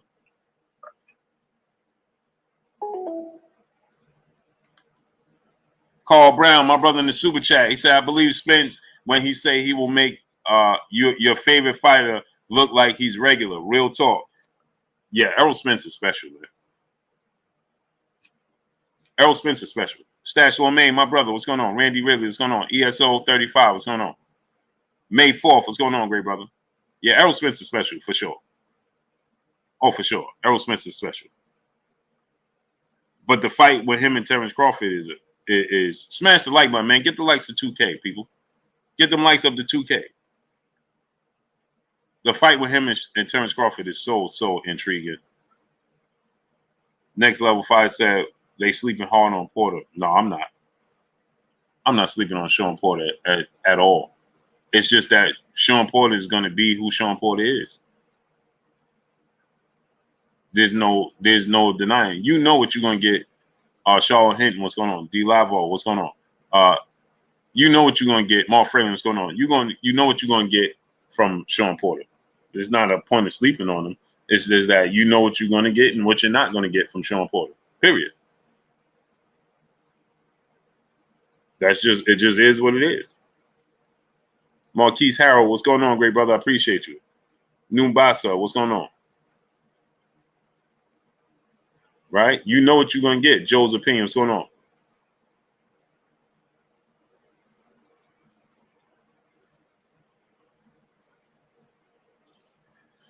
He said, salute, Blue. How's Canelo pound for pound number one if he ain't? My brother on the mic with Terrence Bailey Sr. What's going on? He said, try to call in, Blue. Yeah, sometimes it works, man. Sometimes it's not, man. I don't know what I'm still trying to learn how to fix it, Terrence. Go subscribe to my brother on the mic with Terrence Bailey Sr. Try to call in now, Terrence. He said, salute, Blue. How's Canelo pound for pound number one if he ain't give Triple G third fight as if Tyson Fury should fight David B, the real champ? Yeah, I don't. Me personally, man, the Triple G. I think Canelo stopped Triple G right now.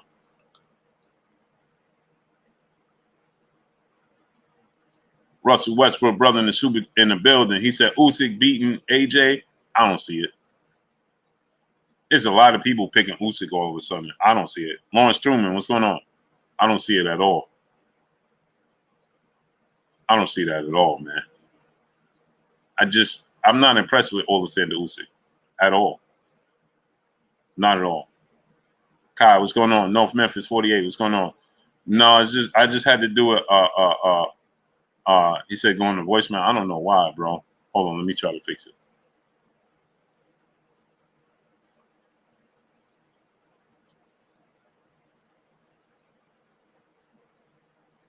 Mr. Carter, I got merch coming. I got my website coming up.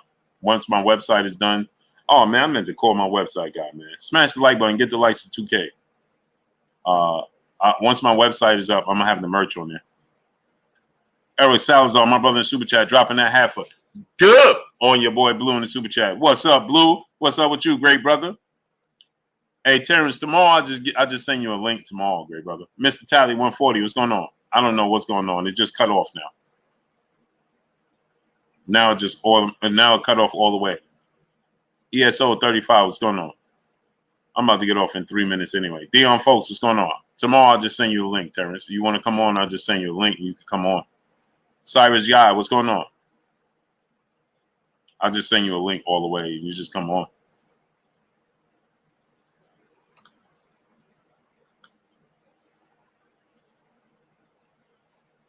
Marco Warren, what's going on? AJ's chin is questionable. It is. I just still don't see Alexander. I'm not impressed by Alexander Usyk. James Garrett, what's going on? Not at all. Not whatsoever. I'm just not.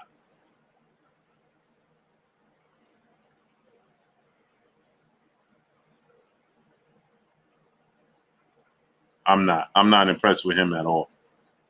No slight to him. Kenneth Howard, what's going on? I see a lot of people feeling like he's going to give AJ, maybe his movement in the beginning of the fight give AJ a little bit of trouble, but outside of that, I don't see him doing much.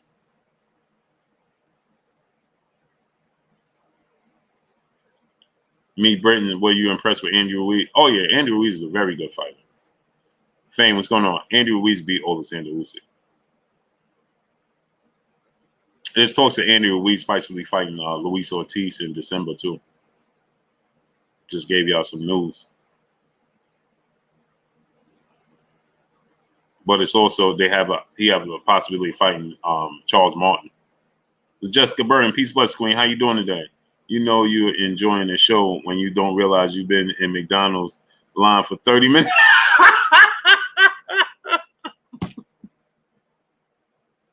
Get out of there, Queen. Get out of there. She said, you know you're enjoying the show when you don't realize you've been in the McDonald's line for 30 minutes.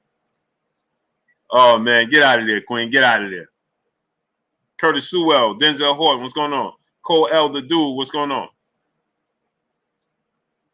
Yeah, in the beginning, his movement, Robert Bunn, what's going on? In the beginning, his movement will give Joshua some problems, but I think Joshua will figure him out. Mr. Black, what's going on? Randy Ridley, what's going on? I think he'll figure him out, and that's it. Lawrence Muqtadir Azar Brazio. Keith Cordsey, what's going on? Hey, you got to rewatch the show, great brother. I'm not going back into all of that. I appreciate you, though. But I'm about to get out of here. Listen, man, appreciate y'all coming through, showing your boy FSU, what's going on? Showing your boy Blue Love, man. Appreciate y'all 1,000%. tomorrow I'll probably be on early because I got some things I'm doing in the evening. So tomorrow I'm going to call KQKC because I might come on at like 1 o'clock in the afternoon tomorrow. 1, 2 o'clock in the afternoon tomorrow. So, yeah, I'm going to call KQKC, see if that's okay with him. You know, if not, then, you know, it'll probably be late night tomorrow. So, but look for me tomorrow in the afternoon, like that 1:30 range. What time Trill Boxer ends?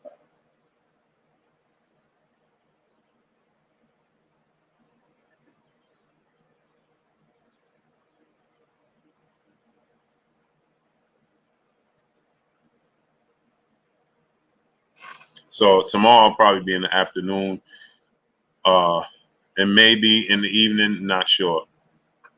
But I appreciate y'all coming through. Much love to each and every one of y'all. Y'all already know what it is. It's your boy Blue, Blue Blood Sports TV. Hate, like, comment, and subscribe. You haven't subscribed, hit the subscribe button, hit the like button, hit the bell icon to get all the new notification. Follow me on Instagram at Blue Blood Sports TV, all one word. Y'all already know what it is. Shout out to the entire LDBC. Shout out to New Media. Shout out to Black Media Row. Make sure you like and share these videos. That's all I got for y'all. Peace.